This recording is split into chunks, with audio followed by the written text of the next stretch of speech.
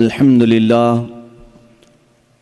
لله الحنان المنان الذي خلق الإنسان وعلمه البيان والصلاة والسلام على رسوله سيد الإنس والجان وعلى آله وأصحابه ذوي الخير والإحسان أما بعد فأعوذ بالله من الشيطان الرجيم بسم الله الرحمن الرحيم ياسين والقرآن الحكيم قال الله تعالى الحمد لله الذي أنزل على عبده الكتاب ولم يجعل له عوجا قيما وقال الله تعالى في مقام آخر إنا نحن نزلنا الذكر وإنا له لحافظون صدق الله مولانا العظيم وبلغنا رسوله النبي الأمين المتين المختار الكريم ونحن على ذلك لمن الشاهدين والشاكرين والحمد لله رب العالمين۔ بارگاہ رسالت معاب صلی اللہ تعالی علیہ وسلم میں درود پاک کا ہدیہ پیش کریں۔ اللہم صلی علی سیدنا و مولانا محمد معدن الجود والکرم وآلہ واصحابہ الکرام وابنہ الکریم وبارک وسلم صلاة دائمة سرمدا ابدا۔ عزیزان گرامی وقار، آج کی اس محفل پاک میں ہماری زندگی کا دستور حیات جو اللہ تعالیٰ نے ہمیں عطا کیا ہے، ایک لا بلکہ ایک پوری مکمل زندگی کا ضابطہ، جسے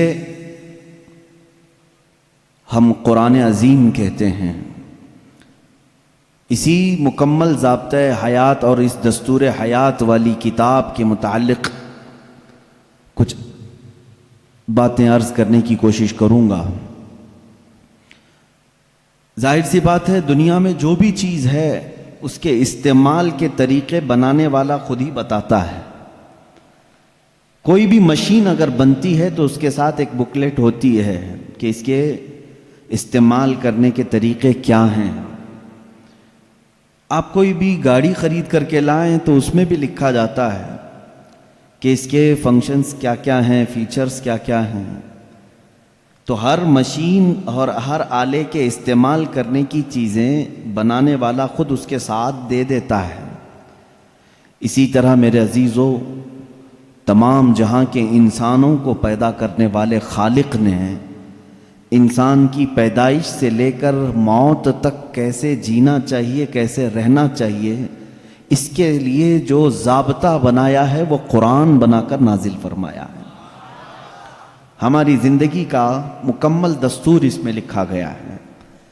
یہ اور بات ہے کہ قرآن سے آج خود ہماری امت بہت پیچھے جا رہی ہے۔ یاد رکھنا ایک بات، اقبال نے کہا تھا،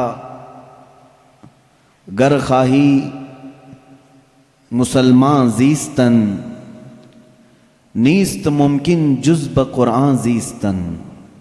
اگر تم چاہتے ہو کہ مسلمان ہو کر کے جیو تو یہ بات ممکن ہی نہیں ہے کہ قرآن چھوڑ کر کے جی سکو۔ قرآن کے بغیر تمہاری زندگی ہی نہیں ہے، تمہارا وجود ہی نہیں ہے۔ یوں سمجھ لیں کہ جتنا زندہ رہنے کے لیے ہوا پانی کھانے کی ضرورت ہے، اسی طرح تمہارے ایمان اور اسلام کے زندہ رہنے کے لیے قرآن اتنا ہی ضروری ہے۔ بنا قرآن کے تمہاری زندگی نہیں۔ قرآن ایک ضابطۂ حیات صرف مسلمانوں کے لیے نہیں، اگر لوگوں کی تعصب کی اینک نکل جائے تو میں کہتا ہوں یہ سارے جہاں کے انسانوں کے لیے ضابطۂ حیات ہے، پورے دنیا کے انسانوں کے لیے، چاہے وہ آج کسی بھی دین سے تعلق رکھتے ہوں، ان سب کے لیے قرآن ضابطۂ حیات ہے۔ قرآن بتاتا ہے جینے کے سلیقے کیا ہیں، کون سی چیز تمہارے جسم کو فائدہ پہنچا سکتی ہے، کون سی چیز نقصان پہنچا سکتی ہے۔ اب میں آپ کو بتاؤں، گاڑی کسی نے بنایا اور آ کر کے آپ مجھ سے سوال کر رہے ہیں اس گاڑی میں کیا ڈالوں، میں تو آپ سے یہی کہوں گا گاڑی بنانے والے سے پوچھو، وہ زیادہ بہتر جانتا ہے۔ عزیزان گرامی، آج یہی حال ہمارا ہے۔ ہمیں پوچھنا یہ چاہیے تھا کہ میرے جسم کا نظام کون سی غذاؤں سے بہتر چلے گا، اے مولا تو ہی بتا، اس لیے کہ تو نے مجھے بنایا ہے۔ اور اللہ سے پوچھنا ہو تو قرآن کھولنا ہوگا، اس مولا نے بہت پہلے ہی تمہیں سارے ضابطے بیان کر دیے۔ اب ایک بات یہ بھی سمجھ کر کے چلیں، بنانے والے نے جو تمہیں ٹرمز کنڈیشن اور جو رولز ریگولیشن بتائے ہیں اس کے خلاف استعمال کرو گے تو مشین کا کیا ہونا ہے وہ سب تمہیں معلوم ہے۔ جا کر کے کار خرید کر کے لائے اور اس کے ساتھ بکلیٹ بھی ملی تھی، انہوں نے کہا تھا کمپنی والوں نے یہ کار پیٹرول سے چلتی ہے۔ ہو سکتا ہے آپ کے پاس پیسے زیادہ تھے، آپ نے کہا نہیں میں گھی ڈال کے چلاؤں گا، آپ نے پیٹرول کی بجائے کہا کہ نہیں میں تو مٹی کا تیل ڈالوں گا یا میٹھا تیل ڈالوں گا، کھانے والے تیل ڈالوں گا۔ اس گاڑی کا حشر کیا ہونا ہے وہ آپ کو معلوم ہے۔ کیوں؟ اگرچہ آپ کے دماغ میں گھی اور مہنگا ہے لیکن وہ مشین کے لیے سوٹیبل نہیں ہے۔ اسی طرح اے مسلمانوں، اے مومنوں، اللہ تبارک و تعالیٰ نے تمہارے جسم کو بنایا ہے، ایک ایک رگ کو، ایک ایک بال کو اس نے پیدا کیا ہے۔ وہ بہتر جانتا ہے کہ تمہارے جسم کے لیے کون سی چیز سوٹیبل ہے۔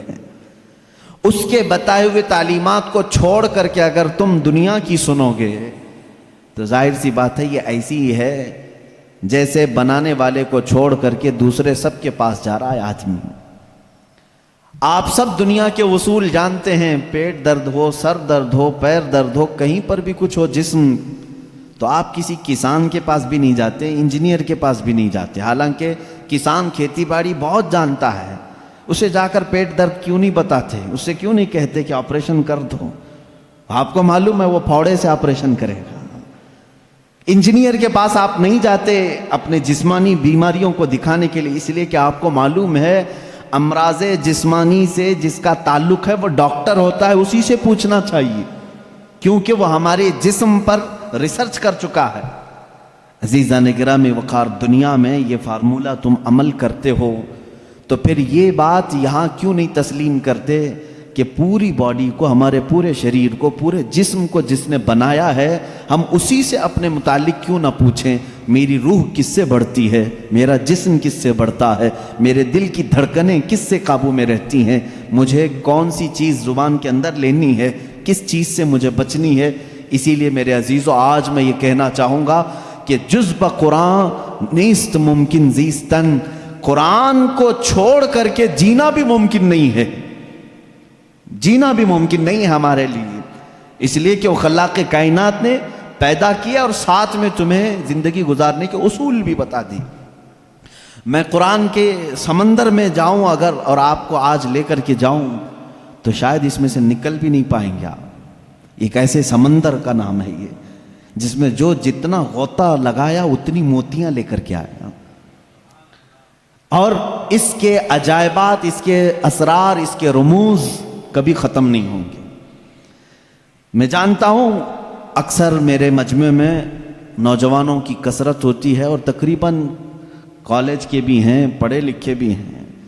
میں سب سے کہوں گا آج اپنا سارا علم سمیٹ کے بیٹھو، اور میں آج تم سے مخاطب ہوں، آپ سے مخاطب ہوں۔ میں سارے علوم پر آج انشاءاللہ ڈسکس کرنے کی کوشش کروں گا، سارے نہیں، جتنے میرے بساط کے مطابق ہیں۔ میں آج پہلے آپ کو یہ بتا دوں کہ قرآن اسلام کی روشنی میں ہمارے نظریے کے اعتبار سے، پہلے اس کی تھوڑی سی تاریخ۔ قرآن جو ہے یہ لفظ عربی ہے، بار بار پڑھی جانے والی چیز کو قرآن کہا جاتا ہے، اور دنیا میں ایسی کوئی کتاب ہی نہیں جس کو سب سے زیادہ قرآن کے علاوہ پڑھا جاتا، کوئی کتاب نہیں۔ اتنی زیادہ کثرت سے جس کی تلاوت ہوتی ہے دنیا میں ایسی کوئی کتاب ہے ہی نہیں، کوئی کتاب نہیں۔ احادیث رسول بھی نہیں، کیونکہ وہ تلاوت نہیں ہوتے، قرآن کی تلاوت ہوتی۔ کروڑوں مسلمان ہیں اور بغیر قرآن کی تلاوت کیے کسی کی نماز بھی ممکن نہیں، کسی کی نماز بھی نہیں ہے۔ آپ کی نماز قرآن کے بغیر ہوتی ہے؟ نہیں ہوتی۔ تو کثرت سے تلاوت کرنے والی چیز کو قرآن کہا جاتا ہے، اسی لیے اس مصحف کو یعنی اس کتاب کا نام قرآن رکھا گیا۔ حالانکہ قرآن پاک ہماری زبانوں میں مشہور ہے، اس کا ایک ہی نام نہیں ہے، اور 27 نام الگ ہیں۔ قرآن پاک کو عربی میں الگ الگ ناموں سے ذکر کیا گیا ہے، بلکہ خود قرآن میں ہی اس کے کئی نام آئے ہیں۔ قرآن میں اللہ تعالیٰ نے اس کو فرقان بھی فرمایا، اسی کو تنزیل بھی فرمایا، اسی کو کتاب بھی فرمایا، اسی کو نور بھی فرمایا، اسی کا ایک نام شفا بھی ہے، اسی کا ایک نام رحمت بھی ہے، اسی کا ایک نام البیان بھی ہے، اسی کا ایک نام احسن الحدیث ہے، اسی کا ایک نام البرہان ہے، اسی کا ایک نام المیزان ہے، اسی کا ایک نام الامانہ ہے، اور اسی کا نام قرآن پاک بھی ہے۔ یہ تمام نام قرآن پاک کے خود قرآن میں استعمال ہوئے ہیں، اللہ نے خود قرآن پاک میں فرمایا ہے۔ کثیر نام ہے اور ہر نام کی ایک الگ الگ وجہ ہے کہ کیوں اس کا نام یہ رکھا گیا۔ اب اندازہ کرو آپ کہ میں ایک ایک نام کی تشریح بیان کروں تو 27 دن تو اسی میں لگ جائیں گے کہ قرآن کے نام کیا کیا ہیں۔ ایک ایک نام قرآن کیوں کہا گیا، میں تو اس کی ایک مختصر وجہ بتایا نا، سب سے زیادہ پڑھی جانے والی چیز ہے، اس لیے اس کو کیا کہتے ہیں؟ قرآن۔ اسی طرح بیان، اللہ نے فرمایا ہر چیز کا اس میں بیان ہے، کچھ بھی نہیں چھوڑا گیا ہے، اس لیے اس کو بیان کہتے ہیں۔ تنزیل اس لیے کہ یہ اتارا گیا ہے، اس لیے اس کو تنزیل کہتے ہیں۔ احسن الحدیث ہے، سب سے اچھی بات کو کہتے ہیں عربی میں، اور قرآن سے اچھی بات کوئی ہے نہیں، اس لیے اس کا نام احسن الحدیث ہے۔ اس کا ایک نام شفا ہے، اس لیے کہ اس کی آیتیں مریضوں پر پڑھو تو شفا ملتی ہے۔ اس کا نام ہدا ہے، اس لیے کہ اس میں ہدایت کی آیتیں ہیں، بھٹکا ہوا بندہ اگر پڑھ لے تو سیدھے راستے پر آ جائے۔ اس کا نام رحمت ہے، اس لیے کہ غم میں اگر کبھی بندہ اس کو پڑھ لے، بلکہ حضور اکرم صلی اللہ علیہ وسلم نے فرمایا اپنی میتوں پر سورہ یاسین پڑھو، ان پر رحمت ہوتی ہے۔ تو قرآن کا نام رحمت بھی ہے، اسی لیے قرآن کے اسماء اور قرآن کے ناموں کی تفصیل اپنا ایک الگ ٹاپک ہے۔ لیکن میں آپ کو بتاؤں، جس قرآن کو ہم نے ترک کیا ہوا ہے آج، اے میرے عزیز بچوں، آج کی محفل کے بعد میں سب سے کہوں گا عہد کر کے اٹھنا کہ اے اللہ مجھے اس وقت تک موت نہ دے جب تک میرے سینے میں قرآن کا کوئی حصہ نہ آ جائے۔ اس لیے کہ رسول کریم صلی اللہ علیہ وسلم نے فرمایا جس مسلمان کے سینے میں قرآن کا کوئی حصہ نہیں، حضور پاک صلی اللہ تعالیٰ علیہ وسلم نے فرمایا وہ قبرستان کی طرح ویران ہے۔ جس گھر میں قرآن کی تلاوت نہیں ہوتی وہ گھر ویران ہے، خراب۔ حضور اکرم صلی اللہ علیہ وسلم نے فرمایا وہاں سے فرشتوں کی دوری ہوتی ہے، اور شیاطین اور سرکش جنات ان کے گھروں میں بسیرا کرنے لگتے ہیں جن گھروں میں قرآن کی تلاوت نہیں ہوتی۔ قرآن کا ایک حصے سے مراد چند آیتیں، چند سورتیں بھی اگر تمہیں یاد ہیں، انشاءاللہ العزیز آپ اس کی فضیلت کے ساتھ قیامت کے دن شفاعت کے مستحق بھی ہوں گے۔ قرآن کا تھوڑا حصہ بھی اگر تمہارے سینے میں موجود ہے، اس لیے کہ اللہ کے حبیب صلی اللہ تعالیٰ علیہ وسلم سے صحابہ اکرام نے فرمایا، عرض کیا آقا دنیا سے جانے کے وقت سب سے اچھی چیز کیا لے کر کے جائیں اس دنیا میں؟ حضور پاک صلی اللہ علیہ وسلم نے فرمایا رب تعالیٰ کے نزدیک وہ بندہ دنیا میں لانے والی چیزوں میں سب سے بہتر ہے جو قرآن اپنے ساتھ لایا ہو۔ قرآن اپنے ساتھ لایا ہو مطلب کیا ہے؟ قبر میں یہ لکھا ہوا قرآن رکھ دیا آپ نے اور یہ سوچا کہ ہماری میت قرآن لے کر جا رہی ہے۔ میاں قرآن یہ ورقی قرآن نہیں کہہ رہا ہوں میں، قرآن وہ نفس قرآن جو لوح محفوظ میں ہے اور تمہارے دلوں میں اترا ہوا ہے، اس قرآن کی بات کر رہا ہوں۔ وہ قرآن جس نے بھی اپنے سینے میں رکھا اور اللہ کی بارگاہ میں گیا، اس کی سفارش قرآن کی مردود نہیں ہوتی۔ رسول کریم صلی اللہ تعالیٰ علیہ وسلم فرماتے ہیں دو چیزیں تمہارے عمل میں سے، تمہارے عمل جتنے بھی ہیں دنیا میں، جیسے نماز، روزہ، حج، زکوٰۃ، خیرات، صدقات، یہ سب جو اعمال ہیں، ان سارے اعمال میں سے دو عمل ایسے ہیں، حضور پاک صلی اللہ علیہ وسلم فرماتے ہیں وہ قیامت کے دن ان کو اللہ تعالیٰ شکل دے گا، انسانوں جیسی ایک شکل، اور وہ اپنے ساتھی کی سفارش کرنے کے لیے جھگڑا کریں گے۔ وہ آئیں گے سفارش کے لیے، پوچھا گیا وہ کون سی؟ کہا ایک روزہ رمضان، اللہ تعالیٰ اس کو شکل دے گا، اور دوسرا قرآن، اس کو بھی شکل دی جائے گی۔ حضور اکرم صلی اللہ تعالیٰ علیہ وسلم نے فرمایا جس کے حق میں یہ دونوں نے سفارش کر دی اس پر جنت واجب ہو گئی، اور جس کے خلاف آ کر کے یہ دونوں کھڑے ہو گئے، میرے آقا صلی اللہ علیہ وسلم فرماتے ہیں پھر اس پر دوزخ میں جانا لازم ہو جائے گا۔ اگر یہ دونوں آ کر کھڑے ہو گئے کسی کے خلاف، قرآن اور رمضان۔ رمضان کہے گا کہ مولا میں اس کے گھر جاتا تھا، اس نے بے حرمتی کی ہے، میری بے عزتی کی ہے، میں جب جاتا تھا تو یہ بے حیائیاں ویسے ہی کرتا تھا، میرا ادب و احترام کبھی نہیں کیا اس نے۔ اگر رمضان ہمارے خلاف کھڑا ہو گیا اور قرآن اگر یہ کہہ دیا کہ مولا کبھی اس نے مجھے اپنے سینے سے نہیں لگایا، کبھی میری آیتیں تلاوت نہیں کیا، اس کو آج معاف نہ کیا جائے، رب تعالیٰ ان دونوں کی سفارش اس حق میں بھی قبول کرے گا اور دوزخ میں بھیجے گا۔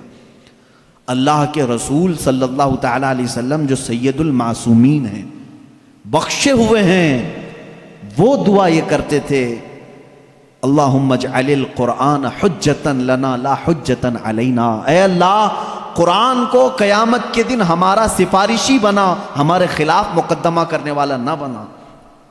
اندازہ کرو رسول کریم صلی اللہ تعالیٰ علیہ وسلم جب یہ دعا فرماتے تھے، اس قرآن کو تم ہلکا نہ سمجھو۔ اے مسلمانوں، سوچنے کی بات ہے، تمہارے پاس 1000 کتابیں نہیں ہیں، ایک ہی قرآن ہے جس سے ساری امت کو جوڑا گیا ہے۔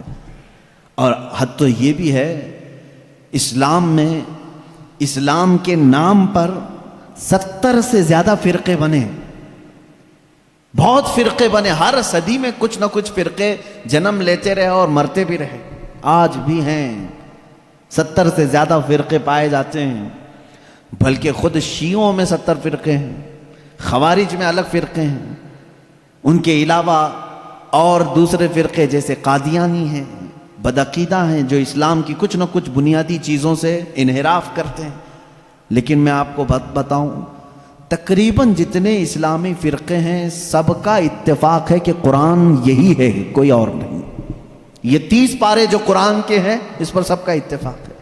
یہ بھی قرآن کا ایک معجزہ ہے، دوسرے سارے مسئلوں میں اختلاف چل رہا ہے، لیکن قرآن کا الف لام میم سورہ فاتحہ سے شروع ہو کر والناس پہ ختم ہونے میں تقریباً سارے فرقے اس کو تسلیم کرتے ہیں۔ شیعوں کا ہمارا اختلاف ہے، اہل حدیث سے اختلاف ہے، دیوبندیوں سے اختلاف ہے، رافضیوں سے اختلاف ہے، قادیانیوں سے اختلاف ہے، لیکن جا کر کے سارے مکاتب فکر میں آپ دیکھیں سب کے ہاں یہی قرآن پڑھا جاتا ہے، یہی قرآن ہے۔ اسی لیے میں کہتا ہوں ایک قرآن ہے، لیکن اس امت نے اس کو اتنا بوجھل کیوں سمجھا ہے، اس کو اتنا بھاری کیوں سمجھا ہے، جبکہ وہ مولا اسی قرآن میں یوں فرماتا ہے، ایک بار نہیں 4 بار فرما رہا ہے، وَلَقَدْ يَسَّرْنَا الْقُرْآنَ لِلذِّكْرِ فَهَلْ مِن مُدَّكِرٍ، ہم نے قرآن کو یاد کرنے کے لیے آسان بنایا ہے، ہر کوئی یاد کرنے والا، اور وہ اتنا آسان ہے، اتنا آسان ہے۔ میں نے خود دیکھا ہے کہ وہ بچے جن کو ابھی سوجھ بوجھ بھی نہیں آتی، سمجھ بوجھ بھی نہیں آتی، وہ بھی جب قرآن یاد کرنے لگ جاتے ہیں تو ان کے سینوں میں قرآن اتر جاتا ہے۔ جب میں خود قرآن حفظ کرنے کے لیے نکلا تھا، ہماری عمر 11 سال کی تھی، بہت سارے معاملات سمجھ میں نہیں آتے تھے، لیکن ہم نے تیزی سے یاد کیا، اللہ کا فضل تھا، ہمارے ساتھ کچھ ایسے بھی تھے جن کو 2+2 کیا ہوتا ہے یہ بھی نہیں معلوم تھا، لیکن وہ 30 پارے کے حافظ تھے۔ دوسری چیزوں میں اگرچہ ذہن کند ہو، لیکن قرآن ایک معجزہ ہے جو یاد کرنے والے کے سینے میں اتر جاتا ہے۔ ہاں یہ اس کے ساتھ نہیں جاتا جو اس کو بھاری سمجھتا ہے، جو اس کو بوجھل سمجھ کر کے چھوڑا اس کے ساتھ نہیں جاتا، اور جو اس سے محبت کیا اس کے سینے میں بہت آسانی سے اترتا ہے۔ میں نے تو محسوس کیا ہے، ہمارے ساتھ ایسا بھی ہوتا رہا ہے، استاد بیٹھے ہوئے ہیں سنتے رہتے تھے، ایک دن کا اتفاق ایسا ہوا کہ خبر یہ لگی کہ کل شاید استاد آنے والے نہیں ہیں، موج مستی کرتے ہیں سارے، کل کا تو سبق چھٹی ہے، کچھ یاد نہیں، کیونکہ پہلے ہی معلوم ہو گیا استاد نہیں آنے والے ہیں، اور صبح 8 بجے سے کلاس چلتی تھی، 9 بجے تک نہیں آئے تو پکا ہو گیا کہ آئیں گی، کلاس بند کر کے نکلنے ہی والے تھے کہ استاد سامنے نظر آ گئے۔ سب کو کہا بیٹھو، میری کوئی چھٹی نہیں ہے، میں تاخیر ہو گیا تھا، بس مؤخر ہو گیا تھا، اب سبق سنانے کے لیے جس کو بھی بلایا جائے، ظاہر سی بات ہے جو سختیاں ہوتی تھیں کہاں سے، رات کو یاد نہیں کیے، صبح یاد نہیں کیے، سامنے اچانک سننے کے لیے۔ ایسے عالم میں میرا خود کا تجربہ بھی ہے، کئی ہمارے ساتھیوں کا بھی تجربہ ہے، قرآن پر ہاتھ رکھا، دل سے کہا اللہ کا کلام ہے، اتر جا جلدی سے، بس اور کچھ نہیں۔ شاید 10 منٹ لگے ہوں، 15 منٹ لگے ہوں، قرآن کے 2 صفحے یاد ہو جاتے تھے۔ جتنی جلدی پانی ہضم نہیں ہوتا اس سے جلدی قرآن یاد ہوتا تھا۔ کر کے تو دیکھا ہوتا آپ نے، کر کے تو دیکھا ہوتا۔ شروع میں شیطان بہت ورغلاتا ہے، بہت بہکاتا ہے، یاد کرنے نہیں دیتا اور بھگاتا ہے، لیکن جو جم گیا تو پھر قرآن ہی اس کا مددگار بھی ہوتا ہے، قرآن اس کا مددگار ہوتا ہے۔ اب میں چند حدیثیں آپ کو بتاؤں کہ قرآن کہاں تک تمہاری دوستی نبھاتا ہے۔ پہلی بات، کچھ لوگ ڈر کر کے چھوڑے ہوئے، ہم تو پڑھ ہی نہیں پاتے تھے، اس پر بھی میں آج ایک حدیث پڑھا، حضرت عائشہ صدیقہ رضی اللہ تعالیٰ عنہا سے مروی ہے، فرماتی ہیں رسول کریم صلی اللہ تعالیٰ علیہ وسلم نے فرمایا الماہر فی القرآن، جو قرآن کا ماہر ہے یعنی اچھی تجوید میں تلاوت کرتا ہے اور اس کے معنی بھی سمجھتا ہے، سب سمجھتا ہے، حضور اکرم صلی اللہ علیہ وسلم نے فرمایا قیامت کے دن وہ معزز محترم فرشتوں اور انبیاء کے ساتھ ہوگا۔ جو ماہر ہے قرآن میں، جو قرآن اچھے سے تلاوت کرتا ہے، یہاں تک تو بات ٹھیک ہے۔ آگے میرے آقا صلی اللہ علیہ وسلم فرماتے ہیں والذی یقرأ القرآن یتتعتع فیہ وعلیہ شاق فلہ اجران او کما قال رسول اللہ صلی اللہ علیہ وسلم۔ میرے آقا فرماتے ہیں اور وہ بندہ جو اٹک اٹک کے پڑھتا ہے، اس کے لیے زبان پھسل جاتی ہے، یہ صاف ہے الفاظ حدیث میں، جو اٹک اٹک کے پڑھتا ہے زبان پھسل جاتی ہے، یا ذہن موٹا ہے، زبان موٹی ہے، جلدی سمجھ میں نہیں آتا، ادھر ادھر ہجے کر کے پڑھتا ہے، میرے آقا صلی اللہ علیہ وسلم نے فرمایا اس کو ڈبل اجر ہے، فَلَهُ أَجْرَانِ، اس کو دگنا اجر ہے۔ تو کیوں چھوڑ دیا تھا اس قرآن کو؟ یہی سوچ کر کہ پتہ نہیں کہاں غلطی ہو جائے، تم لگے رہتے ہیں، ایک دن وہ آ جاتا جب ہماری زبانوں کی لکنت کو بھی یہ صحیح کر دیتا۔ قرآن پاک علاج بھی ہے، شفا بھی ہے، دوا بھی ہے، رزق بھی ہے، رحمت بھی ہے۔ عزیزان گرامی، میرے آقا صلی اللہ تعالیٰ علیہ وسلم نے فرمایا، احادیث کے چند جملے میں آپ کے سامنے رکھ دوں۔ رسول پاک صلی اللہ تعالیٰ علیہ وسلم فرماتے ہیں کہ جو قرآن گھر میں تلاوت کرتا ہے اس کے لیے ایک فرشتہ ہے جس کا نام سکینہ ہے۔ حضرت اسید بن حضیر رضی اللہ تعالیٰ عنہ ایک صحابی ہیں، وہ رات میں تلاوت کر رہے تھے، اچانک بادل کا ایک ٹکڑا نیچے آ گیا۔ بادل کا ٹکڑا کبھی نیچے آپ نے دیکھا نہیں ہوگا، اس میں کیا ہوتا ہے معلوم ہے؟ جیسے فریج کھولنے کے بعد بہت تیز شبنم جیسی ٹھنڈک رہتی ہے، اس طرح بادلوں کو کچھ جمی ہوئے پانی اور برف جیسی چیزیں گھیری ہوئی رہتی، ایک ٹکڑا ان کے اوپر آ گیا۔ حضرت اسید ڈر گئے، ان کا گھوڑا ہنانے لگا، تیزی سے اچھل کود کرنے لگا، اور وہ قرآن پڑھ رہے تھے اس وقت، اور انہوں نے قرآن چھوڑ دیا، اور صبح حضور اکرم صلی اللہ علیہ وسلم کے دربار میں آئے، کہا یا رسول اللہ صلی اللہ علیہ وسلم مجھے ڈر لگ رہا ہے، رات کو میں چھت پر بیٹھ کر قرآن پڑھ رہا تھا، صرف میری بیوی ہے اور میرے گھر میں ایک گھوڑا ہے، مجھے ڈر یہ لگا کہ آسمان سے کچھ برس جائے گا اور میں ہلاک ہو جاؤں گا۔ بادل کا ٹکڑا یہاں تک آ گیا تھا، سر تک آ گیا تھا، اور میرا گھوڑا بھی دیکھ کر کے ہنانے لگا، اچھل کود کرنے لگا، یہ کیا معاملہ ہے؟ اللہ کے حبیب صلی اللہ تعالیٰ علیہ وسلم نے فرمایا، مسکرایا، کہا اسید تلاوت چھوڑ کیوں دیا؟ اور پڑھتے رہتے ہیں، اس لیے کہ وہ فرشتہ ہے جسے قرآن سننے کا بہت شوق ہے۔ جب بھی کوئی قرآن تلاوت کرتا ہے تو آسمانوں سے اتر آتا ہے، یہاں تک کہ میرے آقا صلی اللہ علیہ وسلم نے فرمایا فجر کی نماز میں آؤ، اپنے منہ صاف کر کے آؤ، اپنے منہ کی بدبو نکال کر کے آؤ۔ پوچھا کیوں؟ فرماتے ہیں میرے آقا صلی اللہ علیہ وسلم جب تم نمازوں میں قرآن کی تلاوت کرتے ہو کچھ ایسے فرشتے ہیں وہ اپنا منہ تمہارے منہ سے لگا دیتے ہیں، تو منہ کی بدبو نہ ہو، فرشتوں کو تکلیف نہ ہو، اس لیے کہ وہ قرآن سننے کے شوقین ہیں۔ جب تم تلاوت کرتے ہو تو وہ اتر جاتے ہیں اور تمہارے منہ سے اپنا منہ لگا لیتے ہیں۔ قرآن کی یہ برکت ہے میرے عزیزوں، دوسری کتابوں کے لیے کہیں ایسی فضیلت نہیں ملتی۔ یہ تو میں دائرہ اسلام میں موجود میرے آقا صلی اللہ تعالیٰ علیہ وسلم کی بتائی ہوئی حدیثیں آپ کو پہلے بتا رہا ہوں، میں پھر دنیاوی معاملات میں بھی آؤں گا کہ قرآن کہاں کہاں ہماری رہنمائی کرتا ہے۔ پہلے تو ہم اپنے دائرے میں دیکھیں، ہم چھوڑے ہوئے ہیں نا اس کو۔ اقبال نے کہا تھا وہ زمانے میں معزز تھے مسلمان ہو کر، آج تم خار ہوئے ہو تاریک قرآن ہو کر۔ آج تم خار ہوئے ہو تاریخ قرآن ہو کر، قرآن چھوڑ کر کے ہی ذلیل ہوئے ہیں، باقی اور کوئی وجہ نہیں ہے۔ اللہ تبارک و تعالیٰ نے جو مقدس چیز تمہارے لیے اتاری، پچھلی امتوں کو کبھی یہ چیز نہیں ملی، قرآن جیسی برکت کسی امت کو نہیں ملی جو امت مصطفیٰ صلی اللہ علیہ وسلم کو ملی۔ تورات آئی ہے، انجیل آئی ہے، زبور آئی ہے، سب کو معلوم ہے نا، آسمانی کتابیں آئی۔ جاؤ اے مسلمانوں، ڈھونڈ کر کے لاؤ تورات کا ایک نسخہ جو موسیٰ علیہ السلام پر اترا تھا، ڈھونڈ کر کے لے آؤ انجیل کا ایک نسخہ کہ جو عیسیٰ علیہ السلام پر اترا تھا، زبور کا ایک نسخہ لکھ کر کے آؤ۔ آج وہ کتابیں ناپید ہیں، اور اگر ہیں تو اس میں اختلاف۔ خود عیسائیوں کے ہاں 4 قسم کی انجیلیں پائی جاتی ہیں، یہودیوں کے ہاں تورات اولڈ ٹیسٹمنٹ میں، یونان والوں کا الگ، فلاں جگہ کا الگ، جرمنی کے الگ، UK کے الگ، امریکہ کے الگ۔ جا کر کے دیکھو گے تو ان کے نسخوں میں الگ الگ تبدیلیاں ہیں۔ زبور نام کی جو کتاب تھی داؤد علیہ السلام پر، وہ کہاں ہے؟ اس کی کتنی آیتیں غائب، کسی کو نہیں پتا۔ لیکن دنیا میں اگر خالد ہمیشہ رہنے والی کوئی کتاب ہے تو قرآن مقدس ہے۔ تم جاؤ امریکہ میں بھی تمہیں یہی قرآن ملے گا جو سورہ فاتحہ سے شروع ہو رہا ہے، عرب میں جاؤ یہی قرآن ملے گا جو والناس پہ ختم ہو رہا ہو، ہندوستان میں آؤ یہی قرآن ملے گا جس کے درمیان میں سورہ کہف ہے۔ کہیں پر بھی جاؤ قرآن اسی طرح سے آج موجود ہے۔ تمہیں ڈرنے کی ضرورت ہے، اے مسلمانوں، قرآن کہیں ضائع نہیں ہوگا، کہیں ضائع نہیں ہوگا۔ آج کچھ لوگ یہ سوچتے ہیں کہ قرآن کو ہم مٹا دیں گے، خاک مٹا دیں گے، خاک مٹا دیں گے۔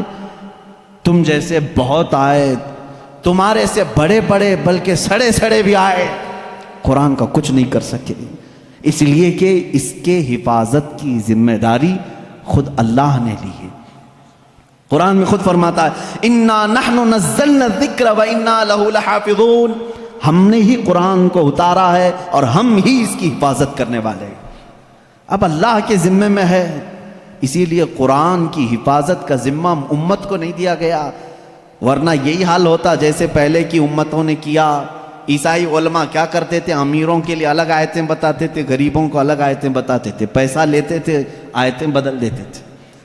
اگر امت کے حوالے یہ قرآن بھی چھوڑ دیا جاتا تو دنیا دار زر خرید مولوی وہ قرآن کو بھی بیچ دیتے ہیں، حکومت کو راضی کرنے کے لیے آیتیں بدل دیتے ہیں، لیکن اللہ نے امت کے حوالے نہیں رکھا، خود اپنے حفظ و امان میں رکھا ہے۔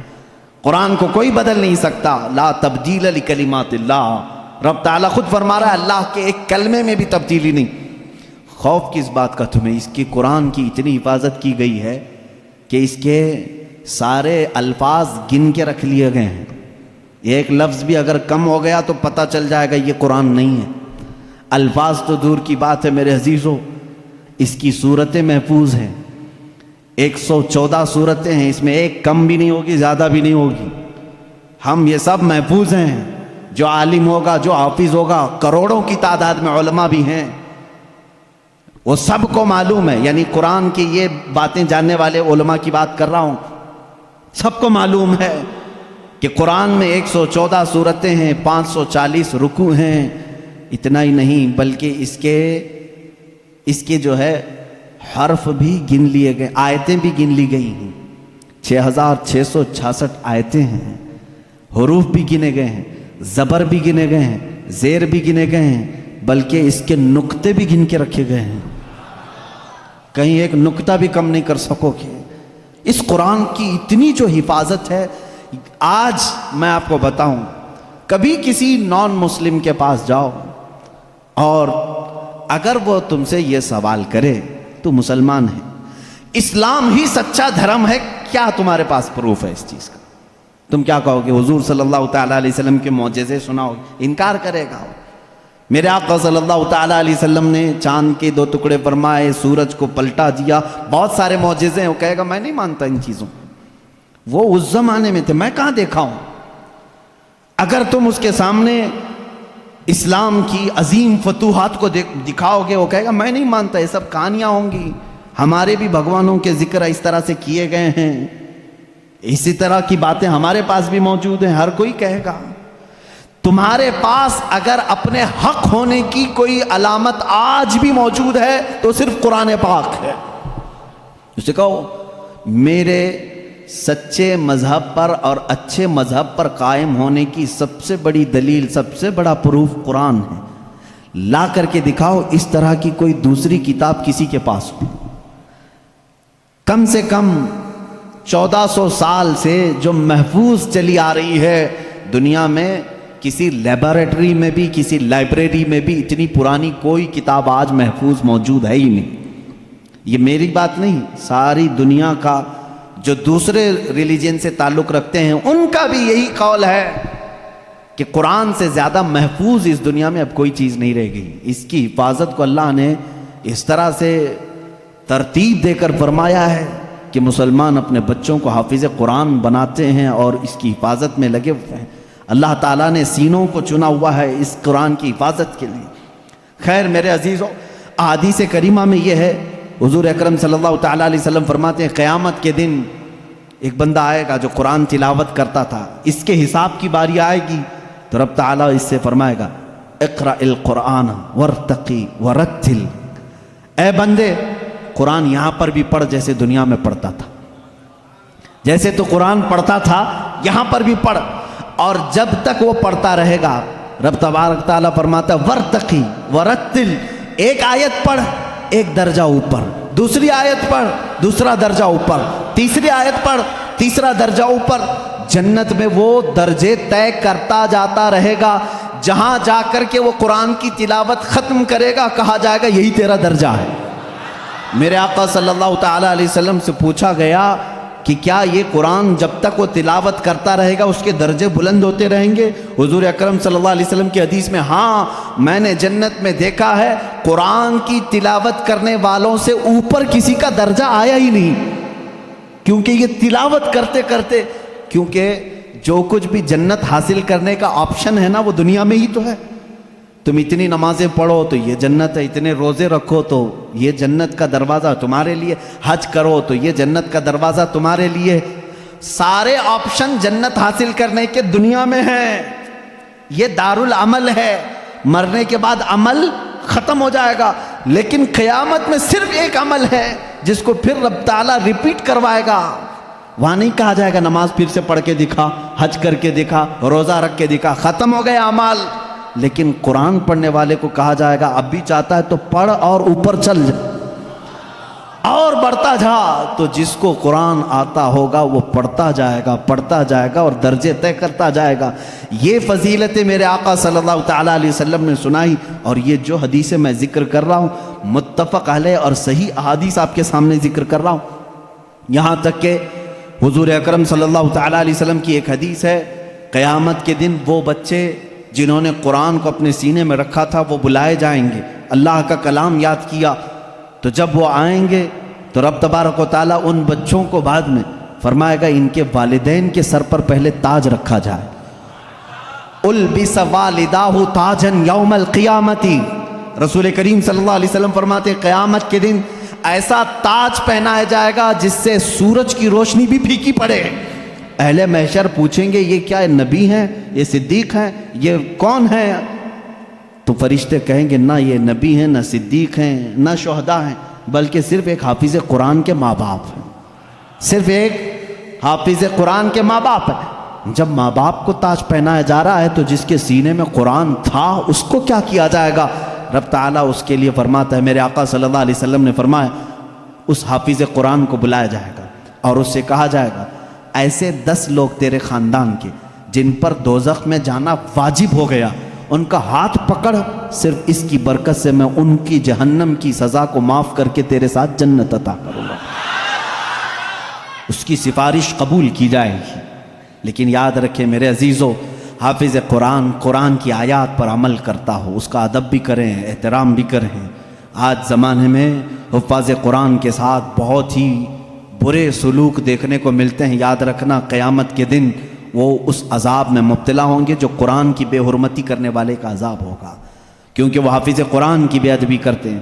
ہمارے بزرگان دین جو سلف صالحین ہیں، میں نے پڑھا بھی ہے، بزرگان دین کا طریقہ تو یہ ہوتا تھا کہ اگر کوئی حافظ قرآن زمین پر بیٹھا ہے تو وہ کبھی اوپر نہیں بیٹھتے تھے۔ ہاں اگر وہ خود حافظ قرآن ہیں تو پھر دونوں کے معاملات ایک طرح کے ہیں. لیکن کوئی حافظ قرآن نہیں ہے اور کوئی حافظ نیچے بیٹھا ہے تو علماء بزرگان دین اس کو بے ادبی محسوس کرتے تھے. اللہ کا کلام سینے میں لے کر وہ نیچے ہے اور بغیر حفظ قرآن کیا ہوا اوپر بیٹھا ہے. اس کو بزرگان دین نے بے ادبی محسوس فرمائی. بہرحال قرآن ایک ایسا جامع نظام اللہ تعالیٰ نے تمہیں عطا کیا اور اس کی فضیلتیں میں نے بتائی. اور سب سے بڑی بات کیا ہے معلوم ہے؟ قرآن اللہ نے اتارا، آیتیں ساری چیزیں میرے آقا صلی اللہ علیہ وسلم پر اترتی رہیں. اس کی پہلی آیت جو اتری اقرا بسم ربک الذی خلق، غار حرا میں واقعہ آپ کو معلوم ہوگا. میرے آقا صلی اللہ تعالیٰ علیہ وسلم پہاڑ پر ایک غار ہے آج بھی مکہ کے کنارے، غار حرا اس کو کہتے ہیں، جبل نور. وہاں پر عبادت کے لیے جایا کرتے تھے. جبرائیل امین ایک رات آئے اور روایات یہ بتاتی ہیں کہ وہ 17 رمضان المبارک کی رات تھی. آ کر کے انہوں نے حضور اکرم صلی اللہ علیہ وسلم سے صرف اتنا کہا اقرا، پڑھو. آپ صلی اللہ علیہ وسلم نے فرمایا ما انا بقاری، میں نہیں پڑھنے والا. بعض بے وقوف اس کا ترجمہ یوں کرتے ہیں مجھے پڑھنا نہیں آتا. حضور اکرم صلی اللہ تعالیٰ علیہ وسلم کو پڑھنا نہیں آتا. آپ نے جبرائیل امین نے سینے سے سینہ لگایا اور پھر کہا اقرا، کہا پڑھو. میرے آقا صلی اللہ علیہ وسلم نے وہی جواب دیا. 4 بار اس طرح سے ہوا. چوتھی مرتبہ جو ہے جبرائیل امین نے صرف اقرا نہیں کہا. اقرا کا مطلب کیا ہوتا ہے؟ پڑھ، یا آرڈر ہے، آرڈر پڑھ. لیکن جبرائیل امین نے جب یہ کہا اقرا بسم ربک الذی خلق، پڑھ اس رب کے نام سے جس نے پیدا کیا، میرے آقا صلی اللہ علیہ وسلم نے پڑھنا شروع کیا. میرے آقا نے مزاج یہ بتایا اپنی امت کو کہ پڑھو وہی جو رب تک تمہیں پہنچا ہے، تعلیم حاصل کرو وہی جو رب کے نام سے شروع ہو یا رب تک تمہیں پہنچائے. یہ آیتیں یہاں سے شروع ہوئیں اور آیتیں جو ختم ہوئی ہیں اس میں اختلاف ہے. بعض علماء نے لکھا ہے کہ الیوم اکملت لکم دینکم، یہ آخری آیت تھی جو حجۃ الوداع میں میرے آقا صلی اللہ علیہ وسلم جب آخری حج میں تھے نازل ہوئی. بعض علماء اور مفسرین نے فرمایا اذا جاء نصر اللہ والفتح، یہ سورہ پڑھتے ہوں گے نا آپ نماز میں، یہ قرآن کی سب سے آخری سورہ ہے نازل ہونے کے اعتبار سے. ایک بات ذہن میں رکھ لیں، نازل ہونے کی ترتیب الگ ہے اور پڑھنے کی آج ترتیب الگ ہے. قرآن آج جو پڑھا جاتا ہے اس کی ترتیب کیسے ہے؟ سورہ فاتحہ پہلے ہے الحمدللہ، اس کے بعد سورہ بقرہ ہے، اس کے بعد سورہ آل عمران ہے، اس کے بعد سورہ نساء ہے، اس کے بعد سورہ مائدہ ہے، اس کے بعد سورہ انعام ہے، پھر سورہ اعراف ہے.